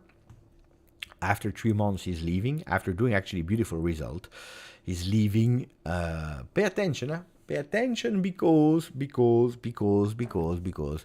there is a name there for Lazio. Max Allegri could potentially go to Lazio. I told you yesterday there were 3 teams. I ranked them even in order. I said Manchester United, 1, 2, Monza, 3, Lazio. Before knowing that Tudor would leave, because yesterday Tudor found a kind of agreement to continue with Lazio. That's what they were reporting. That's why I put also Lazio in 3rd position. I said Manchester United first. Why? Because Manchester United is Manchester United. That are in difficulty or not, United is a big one. And because there were not a lot of possibilities, Napoli to Conte, then you know that Max Allegri, for example, would have loved to stay in Italy, but if Juve, it's over. Inter, they have a coach. So the big clubs in Italy, it is impossible. And then I said, second, why not Monza? And indeed, there were some talks to Monza. Today confirmed, there were some talks. But Galliani said, we don't have the money to pay Max Allegri. And then there was a 3rd option that I told you, and it is Lazio. And today there were some calls, and already a few days ago, with Max Allegri, that could possibly be a target of Lotito, a team that will play in Europe. I would be curious to see Max Allegri to Lazio. Some people today I heard that there are some voices also of a Max Allegri that give also availability to go to Milan. It's true that Milan, they have a lot of appreciation and respect for Max Allegri. So it would also be there a possibility, but I think that they are that much in an advanced stage that it will be difficult with Fonseca. Everything can happen. We saw things happening, last minute.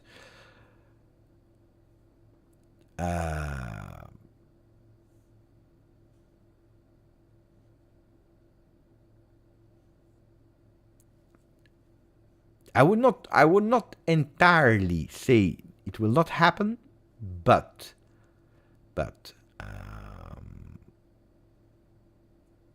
yeah, I saw today that Fabrizio Romano said it, so that's why I think I think they thought about it. They thought about it. They spoke about it. Until the signature of Fonseca, I will always keep a bit an eye on. You never know. But I think that Max Allegri could go to Lazio.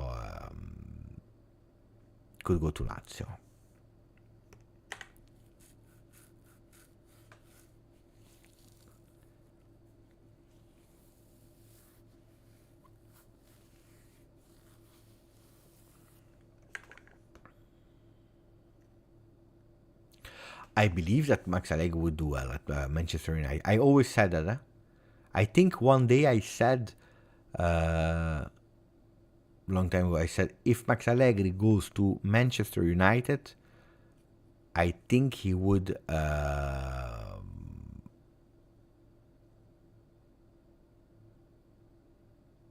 I said he would easily be in top 4, and I think I even said he would win. He would win the league. That's what I said. If Max goes to Manchester United. But difficult. Paladino to Fiorentina. Fiorentina. So a lot of changes in Serie A. Lot of changes. Then, a lot of young, new names, fresh names. A new era also for Serie A. Because if you go with Inter, it's Inzaghi. But even Inzaghi is not that old of a coach. Now it's like the medium coach, the in-between of the generation, old. I think about Ancelotti, Mourinho, and then the young Xabi Alonso, Vincent Kompany, Maresca, even younger. There was a between. Inzaghi's in that between. He will start to be the ancien coach.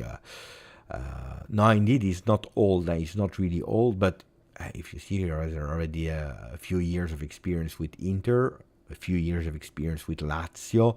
That's why I'm saying, the medium term between, the in between. It's not in the generation of the new coaches, the upcoming coaches.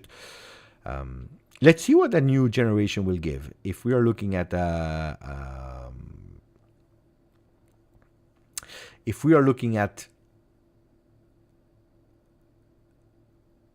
Champions League, Ancelotti won. If we are looking at the Europa League, Gasperini won over Xavi. Fiorentina, they lost against Olympiacos of a 60 years old coach, 62 years old, I believe.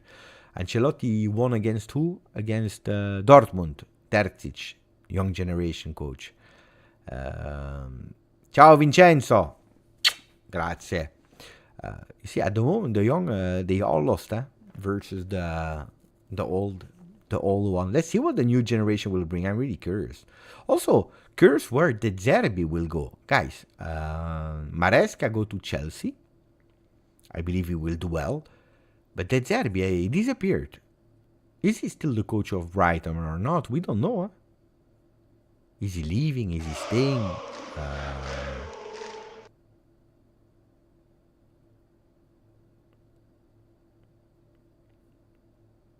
We don't know where De Zerbi will go. But maybe he will go at the end to Manchester United. But it's strange, no? Because Barcelona went for Flick. Bayern Munich, they went for Vincent Kompany, which is really, really strange. No, De Zerbi can't go to Barca. They went for Flick. It's too late now.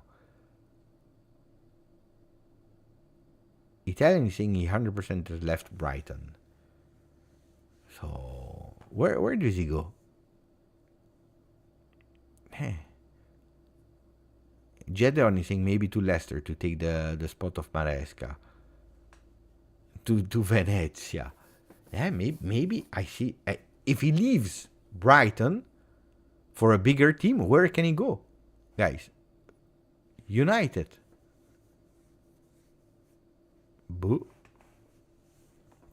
I don't think he's the right coach for United at the moment. Yeah, maybe to Sassuolo. To Lazio?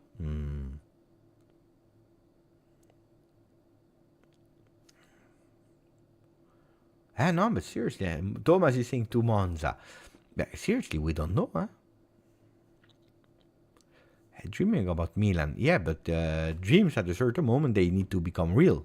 Because if it doesn't go fast, they go for Fonseca. They will apparently go for Fonseca.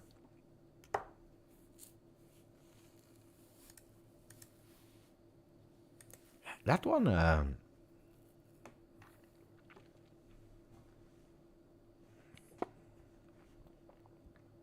yeah, he's staying at Atalanta. Everton or Newcastle could be, but that's a pity then to leave Brighton. Newcastle, they have the money. I mean, all Premier League clubs have a lot of money, but Newcastle could be. I don't know. But I don't know. Is there something that we missed, guys, that we didn't speak about for that night of Mercato? One thing that you can be sure, we're doing the good things, step by step. You see it, huh? This morning I made a video. Yes. Everyone is saying yes. Calafiori is saying yes. Douglas Luiz is saying yes. Everyone is saying yes to Juve. And this is really, really an important thing. We spoke about Locatelli. Guys, I told you that he would possibly be on the Mercato for the first time. Because I think that Juventus really go for a lot of players. This one of Gazzetta that I showed you earlier. This one. Look. Di Gregorio into the goal. Cambiato Calafiori, Bremer, Danilo. And then you see Rabiot, Douglas Luiz, Cope Manners, Chiesa, Greenwood, Vlahovic. I don't know. Where is Yildiz? And then you keep and Vlahovic and Chiesa and Bremer. On top of that, you sign Cope Manners, Douglas Luiz, Greenwood, Calafiori, Di Gregorio. I don't know, guys. I think that the Gazzetta dello Sport, they are not really realistic on that one. They are really not realistic on that one. Someone will leave. I always told you someone will leave. If they don't leave, then we don't sign. Then we can't sign all these players. It's impossible. Yeah, I believe as well. Things are going fast. There is a good vibe. The only thing, I tell you, the only thing that is at the moment a bit the negative side is the voices about Chiesa.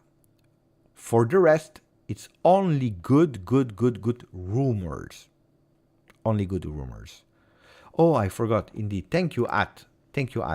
Outellectuals, grande. Thank you. 18 months with us. Why Italian coaches in demand but not the league? That's a super easy answer for Outellectuals. Because the quality of Italian coaches is really huge and great because of first the tactical part, because Coverciano, the school for coaches, is really a well-known one, really good, the heritage. We have always had a story of excellent, fantastic coaches, and on top of that they are mixing also with the new generation of new ideas, etc. So the coaches have always been in huge demand everywhere in the world, and a lot of time they go wherever they go and they win, and they do really well. Capello, Ancelotti, Trapattoni, Lippi. Even if he goes to China, he wins. But why not the league? Because unfortunately, the league is still the same as in the 90s. problem is that we are in 2024, where a lot of leagues, they invested, Bundesliga, Germany, Premier League, even Liga. Liga, you know what? When they didn't go and qualify to the World Cup, they obliged to open youth academies in all France.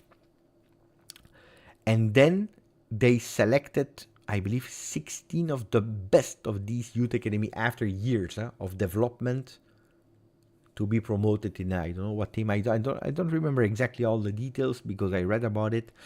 Lizarazu was there and so on and so on. And then they go and they win the World Cup in their home in France. It's true. And then as soon as up, they continue to invest. They have a new generation. Look at today, France. They won 3-0 against Luxembourg. Could have been much more, of course. But look at the generation of France. Look at the talents they have. They are again favorite in Euro. Then they can win, they can lose. They are a double finalist of the World Cup. They have young players. They have young players. They have Zaire Henry. That is the youngest one, 18 years old. Strong, they're really strong because they invested. They invested in a project. They believed in something and they went for it. They knew that probably they were far from other leagues, so instead of going with I don't know what, they decided to invest in youth. And why are they investing in youth, in academies, in centers, etc., because selling these players all around the world, because also in France they have much more an idea of we can leave to find success in other parts of the world, in Spain, in Bundesliga, in Italy, in Premier League, which is really different than in Italy. In Italy, the players, they don't want to leave. They don't leave. It's an exception when players are leaving. Well, in France, they leave. So leaving, that's money that comes into the club that are selling. Bordeaux, Montpellier, Metz, Lyon, Lille, Lens, because they create talents with these young academy that are really strong. They have them, they sell them, they cash in, and they become stronger as clubs. And then they invest again, and they are really, really, really good. They have a project. Germany had their project. It's working. Premier League, they destroyed everyone because of a fantastic project that they put on, and it worked. The only one that is not doing it is Italy. Italy has no project, has never had a project because they were on top of everywhere. They were the best ones. They were on top. They were the example. But they forgot that they needed to continue to invest. When you are the best and you give up because you are there, easy, someone else will take advantage of it. And Italy, they didn't invest. Look at the stadiums that we have. Look at the youth developments. There is not today. The people will tell me, Beppe, we won the under 17. I saw a lot of people today, they were happy with that under 17. I was happy as well, of course, because it's Italy. We won the under, what was it? Under 23 Euro. We won. And I all agree. But then I see a lot of people, the future is bright. You know how many big youth teams I saw from Italy years ago, and then these players, they disappear or they don't reach the level that we are asking. I will tell you, Spain, they have in their first national team, they have Kubarsi and they have Yamal. It's two players that, if we are going according to age, should have played in that tournament of under 17 today. They should have played there. And probably they would have won it. With players a la Yamal and Kubarsi. But no, they are not with the under 18, not with the under 19, not with the under 20. No. You know where they are? They are with the first team and they will go to the Euro. And these guys are under 17. So if you tell me, Beppe, we won the Cup Euro of the under 17, of course, if the strong ones of the other country, they are already playing with first team, and with us, they are kids. They are playing with the under 17. Camarda. You know, I always spoke really well about Camarda. Camarda today scores 2 goals with the under 17. Yamal is going to the Euro 2024 with the first team. Gavi, Pedri, of course. Guys, in Turkey, you have 18 years old Kenan Yildiz, and you have Arda Güler, and you have another few players. In France, you have Zaire Emery. In England, you have a lot of young talents there. Menu, where is Menu? Menu is at the Euro. Menu is at the Euro. And people, they don't realize. Francesco Camarda should have been in first team. I said it. Go on Twitter, check. From GJustjuve, Camarda. You will see, I said, it should have taken it. If I was Spalletti, take Camarda with you. He will not play a lot. Who cares? The guy has nothing to do at home. Take him. Let him experience a fantastic Euro. You play him if you want. You can play him 5 minutes, making his official debut. You don't need to play him. Take him with you. Pafundi, for example. Why not? Take these guys with you. Take them with you. You know how young is the youngest one of Italy? Give me an age. How old is the youngest one that has been called up for Italy from Euro at the moment in the list of 30? Tell me if you know who is. Yeah, it's 22. 22 is Ricci. But yeah, 23, 22, that's the youngest one that we have. That's the reality. Fagioli is 23, Yawad. And with all the love and respect for Fagioli, 23, yesterday played his second ever game with the national team.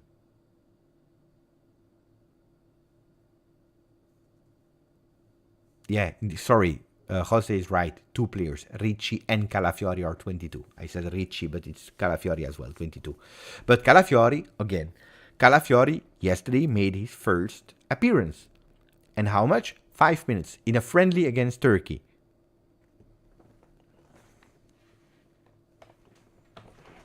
Thomas found the tweet.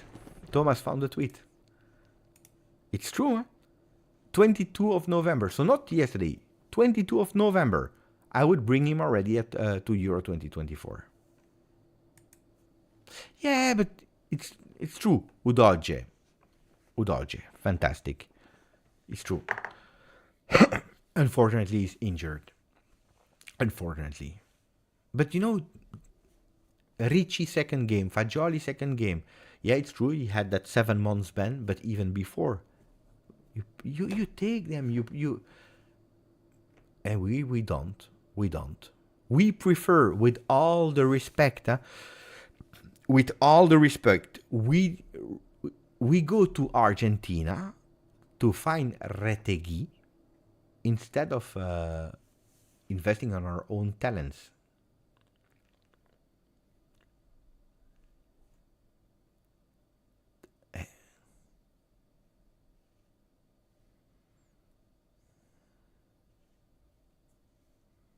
We prefer to go to sign Retegui. You don't tell me that Retegui, before having been contacted by Mancini, he felt Italian, because he didn't feel Italian. He had family origins of Italy, but he didn't feel Italian. Now, probably he's starting really to feel it. He's living the country. He's honored. So, great, huh? Joao Pedro. That's the reality. Yeah, but you give me names, guys. It's true. Huh? You have 20, 21, but 22. But these guys are at their start. How much games? Yamal already, Zaire Emery already, Musiala.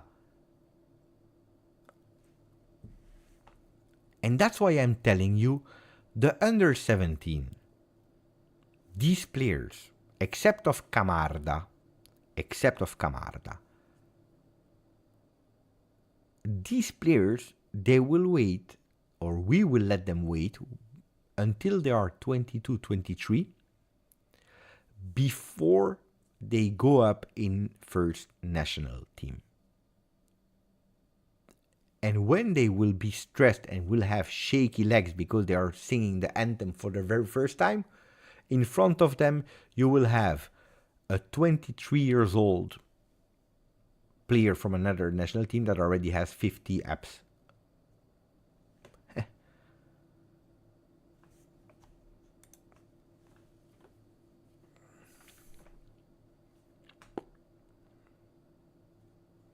Then, I am not saying that you need to have a national team with only 16 years old kids, but this is not Spain. Huh? Spain, they have players of 33 as well. They have players of 30, they have players of 28. But if you need, you have Yamal, you have Kubarsi, because they deserve, because they're great. Camarda deserves to be called up, according to me, if you have no other one. And that's what I'm telling you. The other ones, they go immediately. If you're good, you're good. Don't wait. Don't wait. Go. Look at Turkey. Maybe they will not do that. I was thinking they could have been a bit better. Probably they will not be that great. We don't know. Tournament will be strange. But they are preparing already the next one. Muharemovic, next gen captain. Yesterday called up by Bosnia. Okay, Bosnia is not France, it's not Germany, okay. But they all have it like, okay, you see, you go, promoted, and you play, and you play, and you play.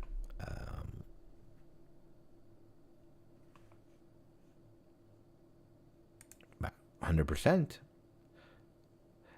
But wait. Why am I saying all that? I'm saying all that just to make realize people that no, the future is not bright for Italy because we won Euro under 17. No, because you have good players there. But these good players, they are in under 17 because they are not at the level of being in first national team Italy. Because it's working on two ways. Huh? The few that we have, we don't give them a lot of chances. And unfortunately, it's only a few that we have because we don't have enough. Because if the generation of under 17 was that strong, you will have multiple things, and you will have, players that will play higher, etc., etc. Look at Miretti. 60 games, I believe, with Juve.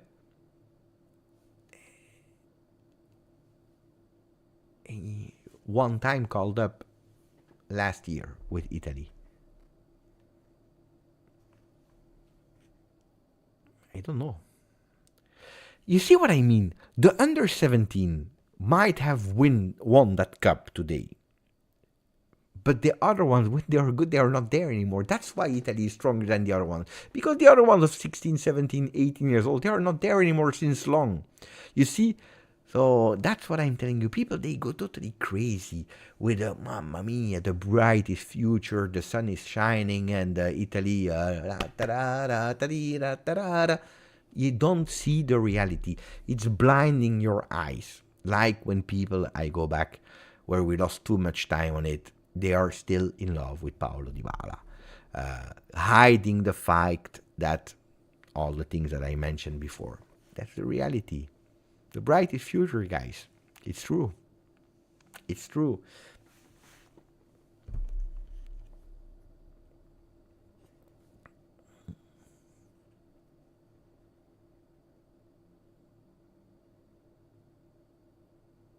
I know that, Colo. Luckily, you missed that big debate, Colo. Luckily, you were there in the beginning, then probably you left and you come back now. You missed a big debate about Paulo Dybala. Good for you. Colo, you're watching.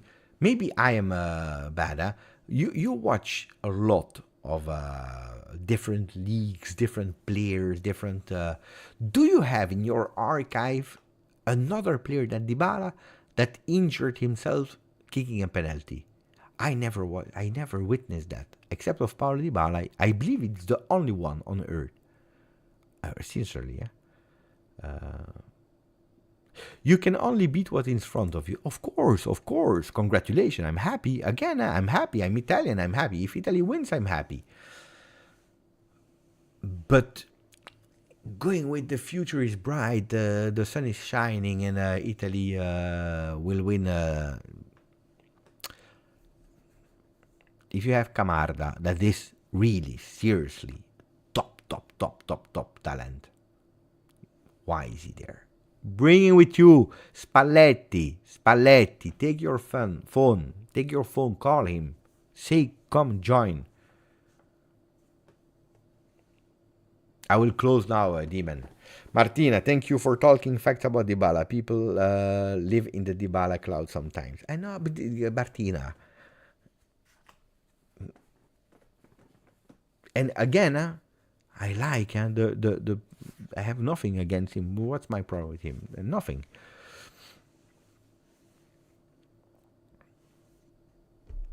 Yeah, it's true. Ronaldo injured himself. Yeah, it's true. In a warm-up. Nicola Anelka. Oh, yeah? I don't remember that. He injured himself on a penalty. I will go and watch that. Nicola Anelka. I have a...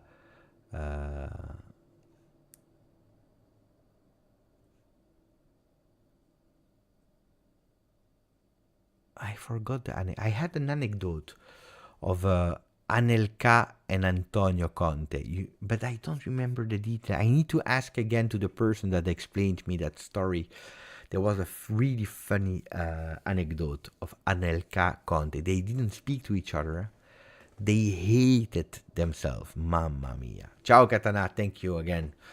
Buonanotte. I will close. You will not miss anything.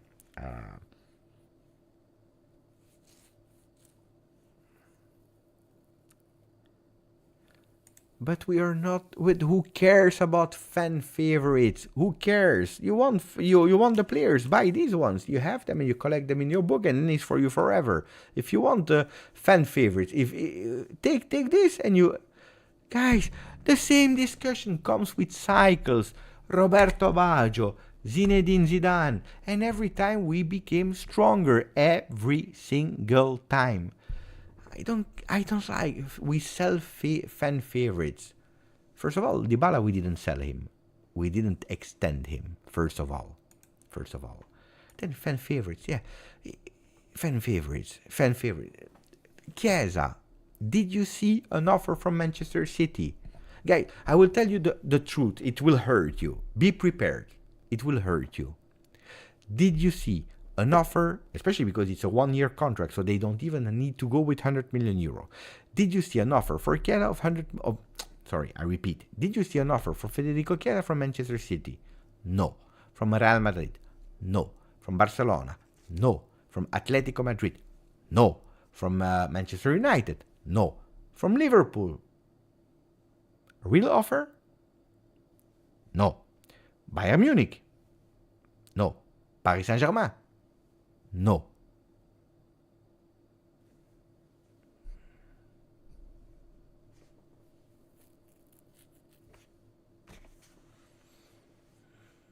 Paulo Dybala. What were the offers? We do again? All of them, no. The only offer was Inter. And he was about to go. The offers for Chiesa at the moment are Napoli, that will play 0 games in Europe, and Roma, 0 games in Champions League, because they will play Europa League. It's true. Even Tottenham, they didn't ask for Chiesa, guys. At the moment, at today. Tomorrow is another day. Tomorrow is another story. At today. And think about it yourself, huh? Colo, Soulé has more offers than Chiesa. It's not crazy. It's true. Because Soulé doesn't come from a big injury. Because Soulé is 21 now? 20? Soulé is 20. Chiesa is 26. Soulé, his earning today 300k a year. Chiesa is already earning 5.5 and he wants 7-8. It's not crazy, yeah? One is not coming from a big injury, the other one is coming from a big injury. One is not complaining, he wants to prove himself. The other one is complaining because he's playing 20 millimeters a bit more on the left or a bit more on the right. Hey guys, that's the reality at today. The other club, then I know it hurts. I know it hurts.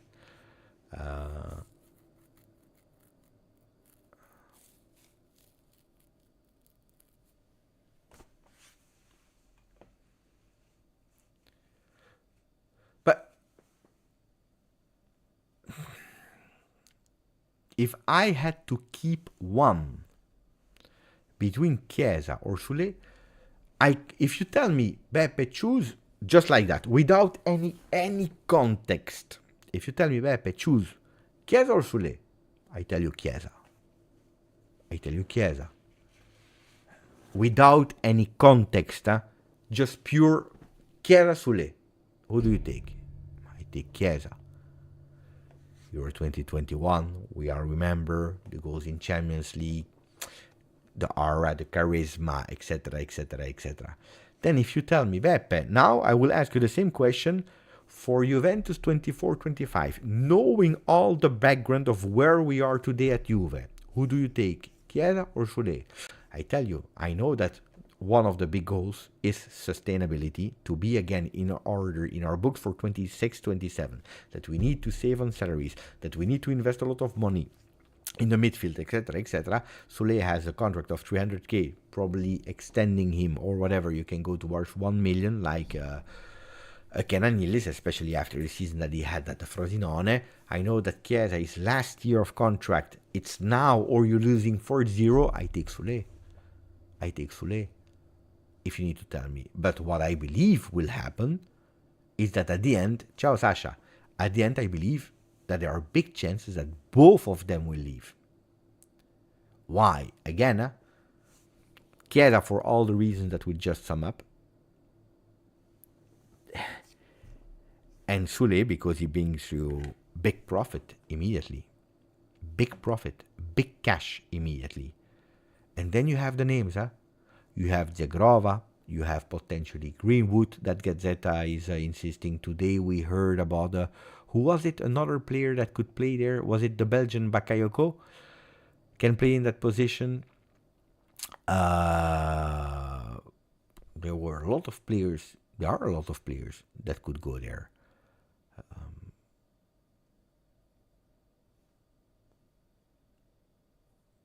So I believe that we'll see a new name there. Who? At the moment, I don't know. It's true, Hasta. No. Who gonna play? But we will sign players. Savigno is another name that we heard, even if it's tough to negotiate with them. Because Girona is the group of City. It's really difficult because you are not negotiating just with Girona. You are negotiating with City because it's City group. Savigno is a really good player. Grazie, Mopus. I'm doing really well. Sto benissimo, grazie. Stavo per andare a letto, però sto benissimo. Grazie per la donazione. Thank you for the donation. Thank you, my friend. Beppe, Euro 2024 final prediction. It's tough.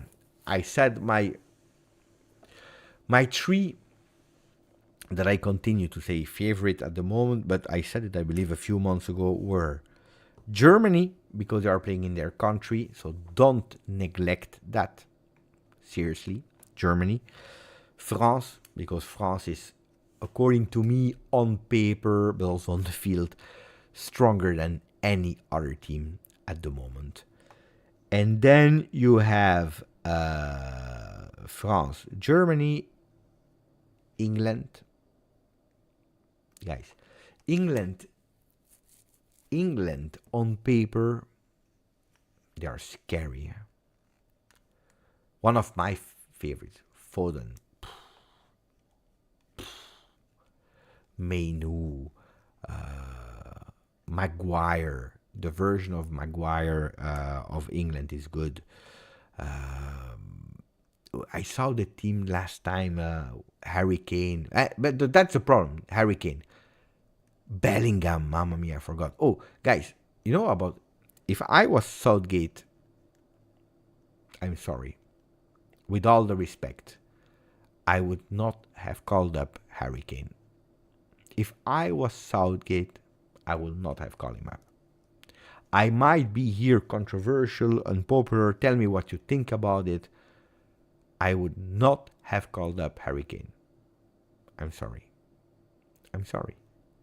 Guys, I would have taken the phone and I would say, can I speak to Harry Kane, please?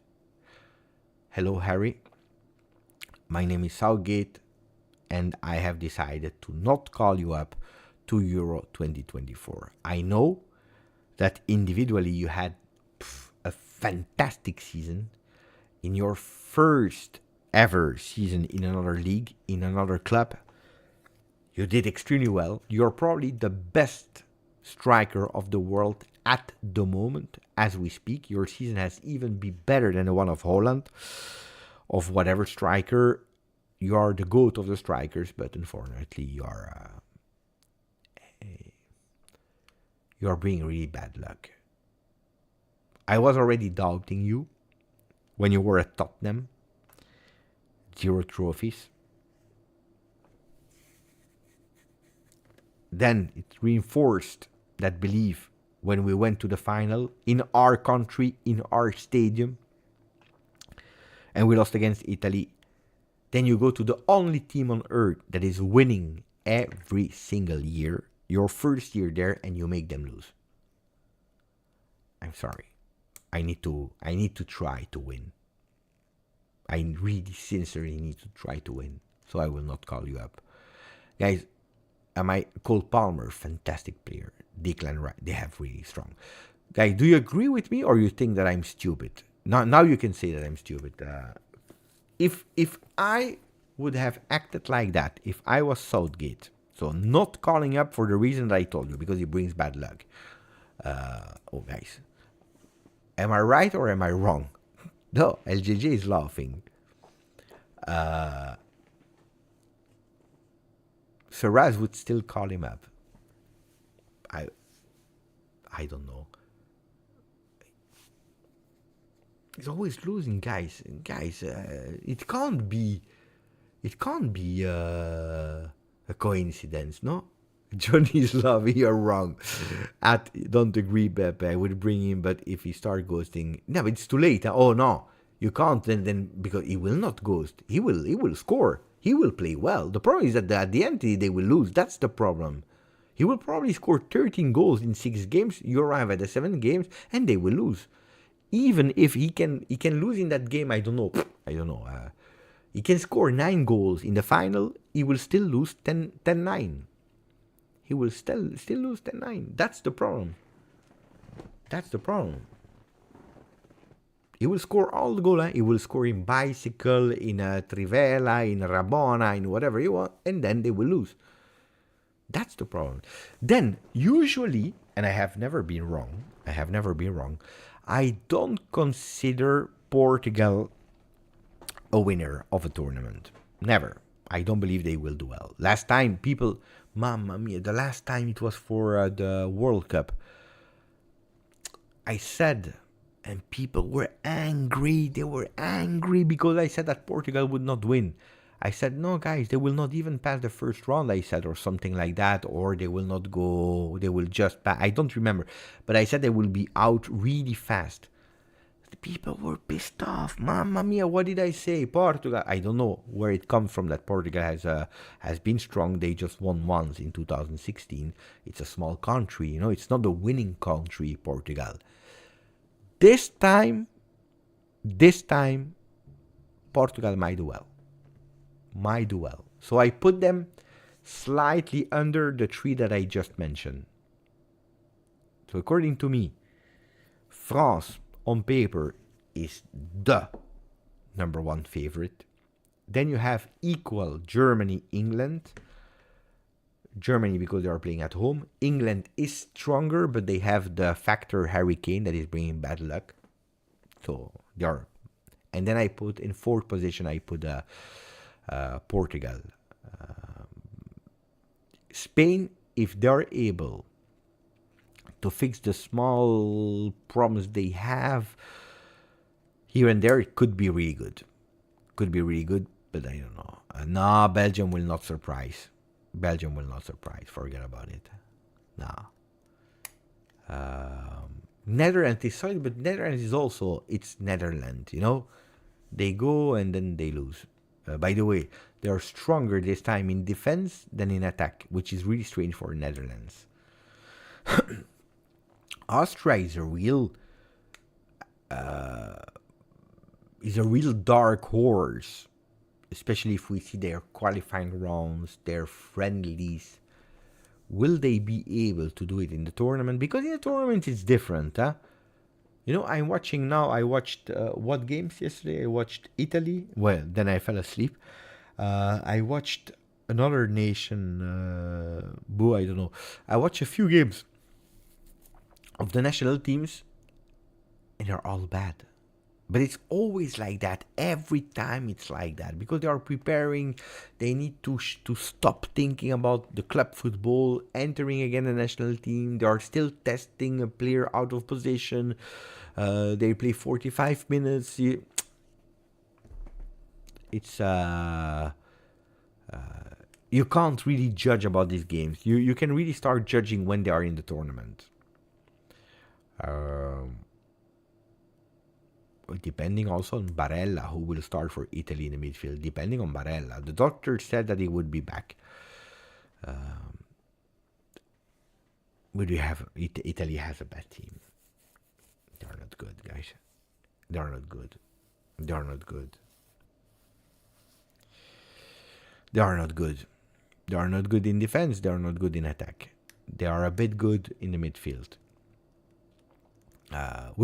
You think it's normal? We still don't know how we will play. We don't know if we will play with 3 or with 4 in the back. We don't know if we play a 4-2-3-1. We will play a 3-4-3. We don't know nothing. We don't know because they don't know. We don't know. We don't know.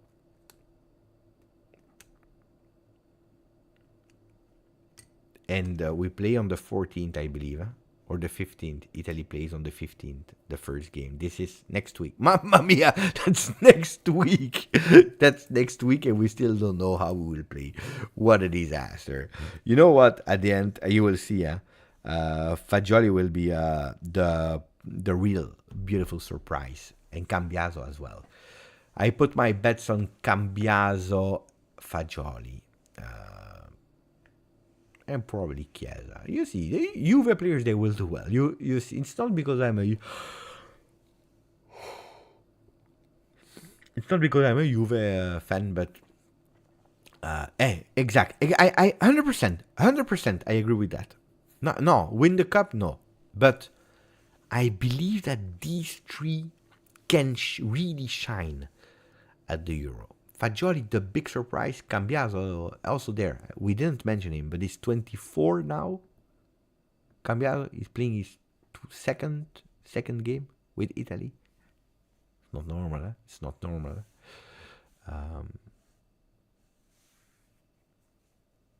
The problem with Spalletti is not that he has 3 different systems. It's the problem that Spalletti has no hair, like me. That's the problem with Spalletti. Not that he has a 3 system. He has no system. That's the problem. Speaking too much. Guys, what a shame. What a shame. You bring, I told you, it's really stupid idea. You bring 5 ex-huge number 10s in Coverciano.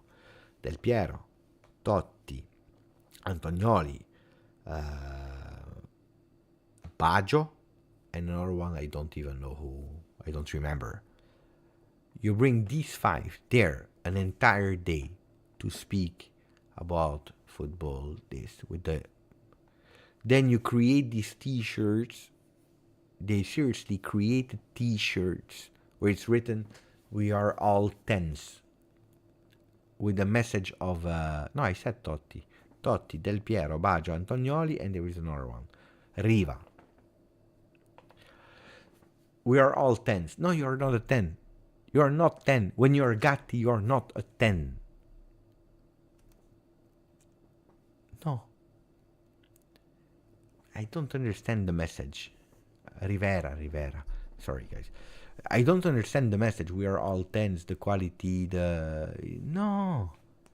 You create a T-shirt to train with this message, like you're speaking with kids, like you are doing an activity with 6 years old at school. It's strange. It's really strange. Instead of going with 10 or 5 number 10s from the past, mix a bit. Take Gattuso. Because you have players that are not Roberto Baggio. And you don't need all Roberto Baggio. You don't need all Alessandro Del Piero. You need also Gattuso, the workhorse. In 2006, there was Gattuso. I don't know, guys, huh? I don't know, huh?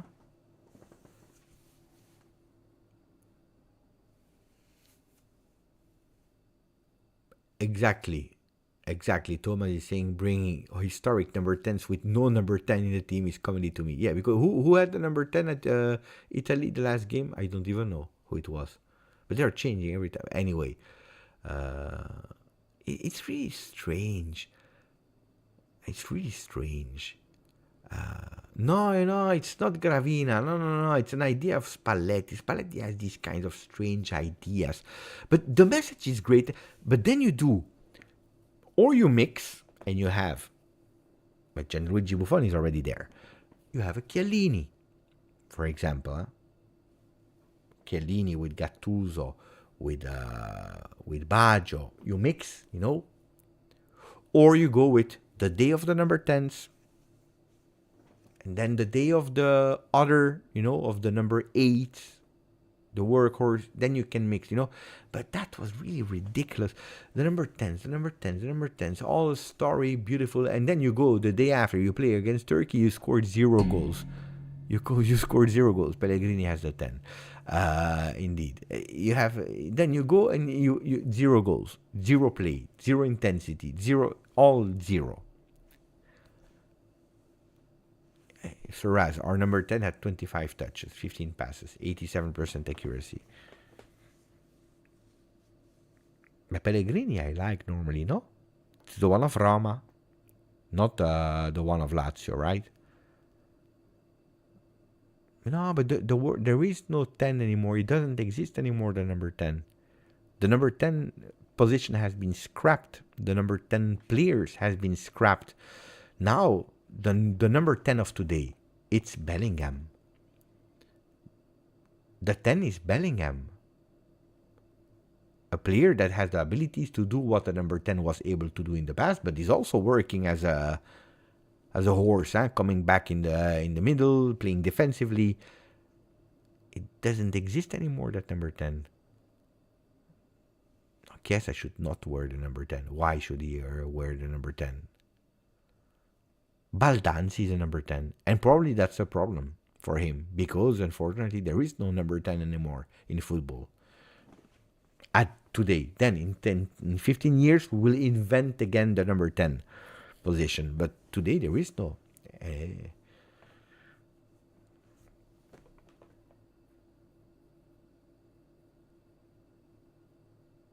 I don't know about Croatia. I didn't really check them at now, so I don't know.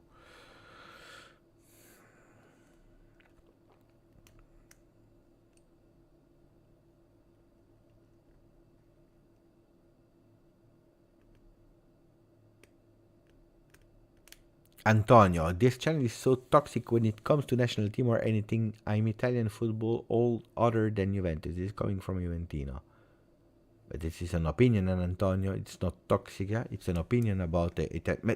Then tell me, Italy, Antonio, I'm Italian as well. I'm a Juventino. I'm Italian. I support Italy. When there will be the games, I will support. And if they win, I'm happy. I'm extremely happy.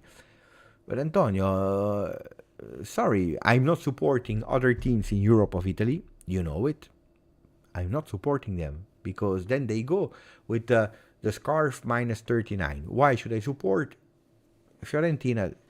That is minus 39, referring to the people that passed away. And I need to support them.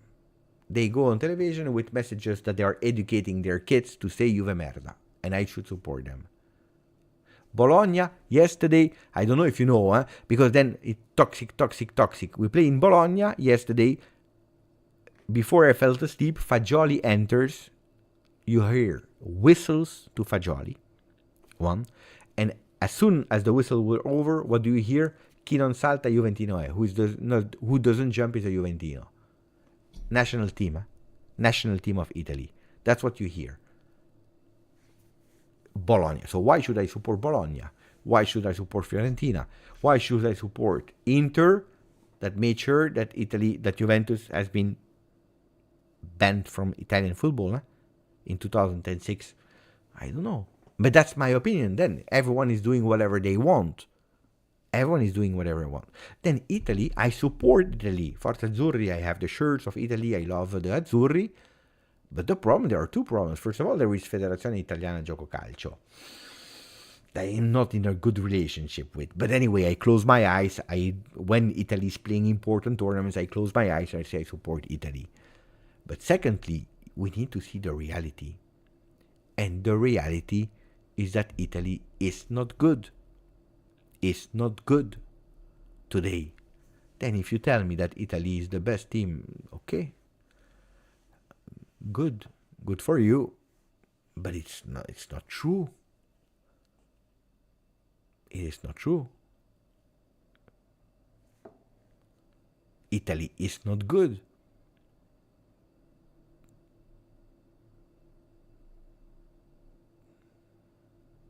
What did I say, Antonio?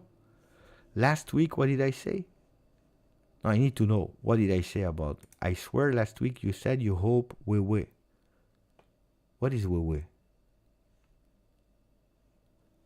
No, I didn't say I hope we are out early. I said maybe that I think that we will be out early. And then if we are out early, I hope, but that's in general, I hope that all the teams where people that are playing for Juve are out. For what reason? Because then they can come back. But I hope that, what are the teams? France, Poland, Serbia, Italy. Do we have other teams? I don't know. But that's a way of joking. Like, if they're out, our players are back and they can focus on Thiago Motta. That's Thiago Motta.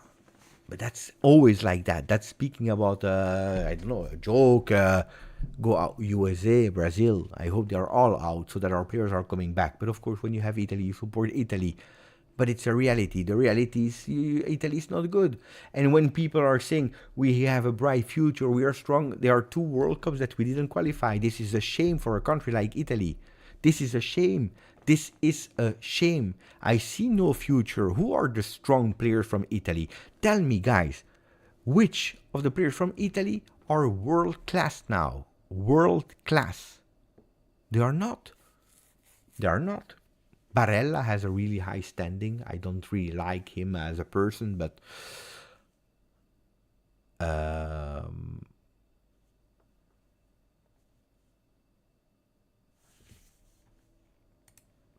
he's strong. Who else? Bench player from Arsenal is our starting midfielder. Is Jorginho. Donnarumma, guys, he was world class, but guys, no.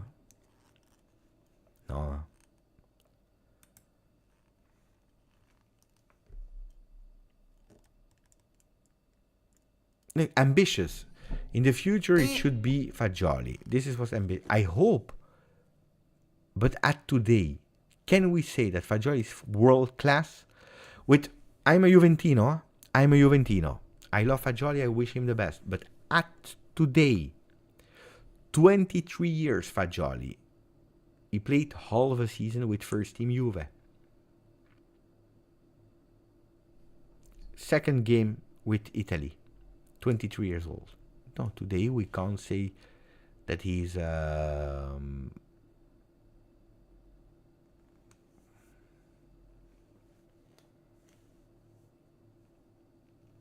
that he's hope so, because some players they develop a bit later. Now with what happening in personal life, it can give him a big huge boost to accelerate and to be stronger. Di Marco is really great. Di Marco is great. Bastoni, I liked Bastoni a lot in the past. I said it, I believe, 3 years ago, when he was not really that known. I believe it was on the channel of Uncle Sharma, or if he was here, I don't remember. But there is something online that they asked me which player I would take from Inter, and I said Bastoni, to tell you that I really like him. But he annoys me too much. And I agree with At64. System player. Yeah, I agree. Di Marco is strong. It's really strong. Really strong.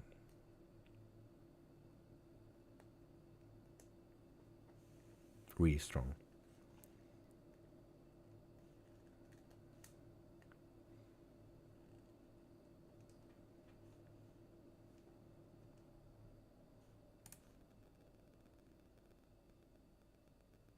I spoke extremely well about that. Go back in the post game. You will watch it. But world class, you know what? With all the respect, we are speaking about a last game of the season. His first start after 7 months as a starter. I mean, in a team that had already reached all the objectives against a team that already reached their objectives. It was more a friendly of goodbye to Alexandro. The post celebration of Coppa Italia, the post 3-3. It was more a game like that than a game at high level, high intensity. So no, world class is a big world for 70 minutes of Fagioli. Wait and see. But he will also be a player that I said, he could potentially next season at a certain moment have a dip, and that's why we can't see at today a starting lineup counting for 50 games of Fagioli, because he will have some ups and against a bit of downs after a year where he didn't play, which is totally normal.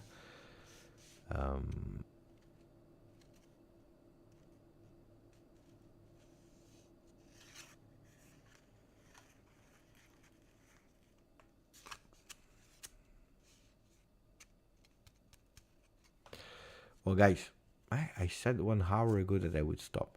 I stop now. We stop and we see each other tomorrow. And hopefully we don't speak anymore about Dybala, because I go crazy.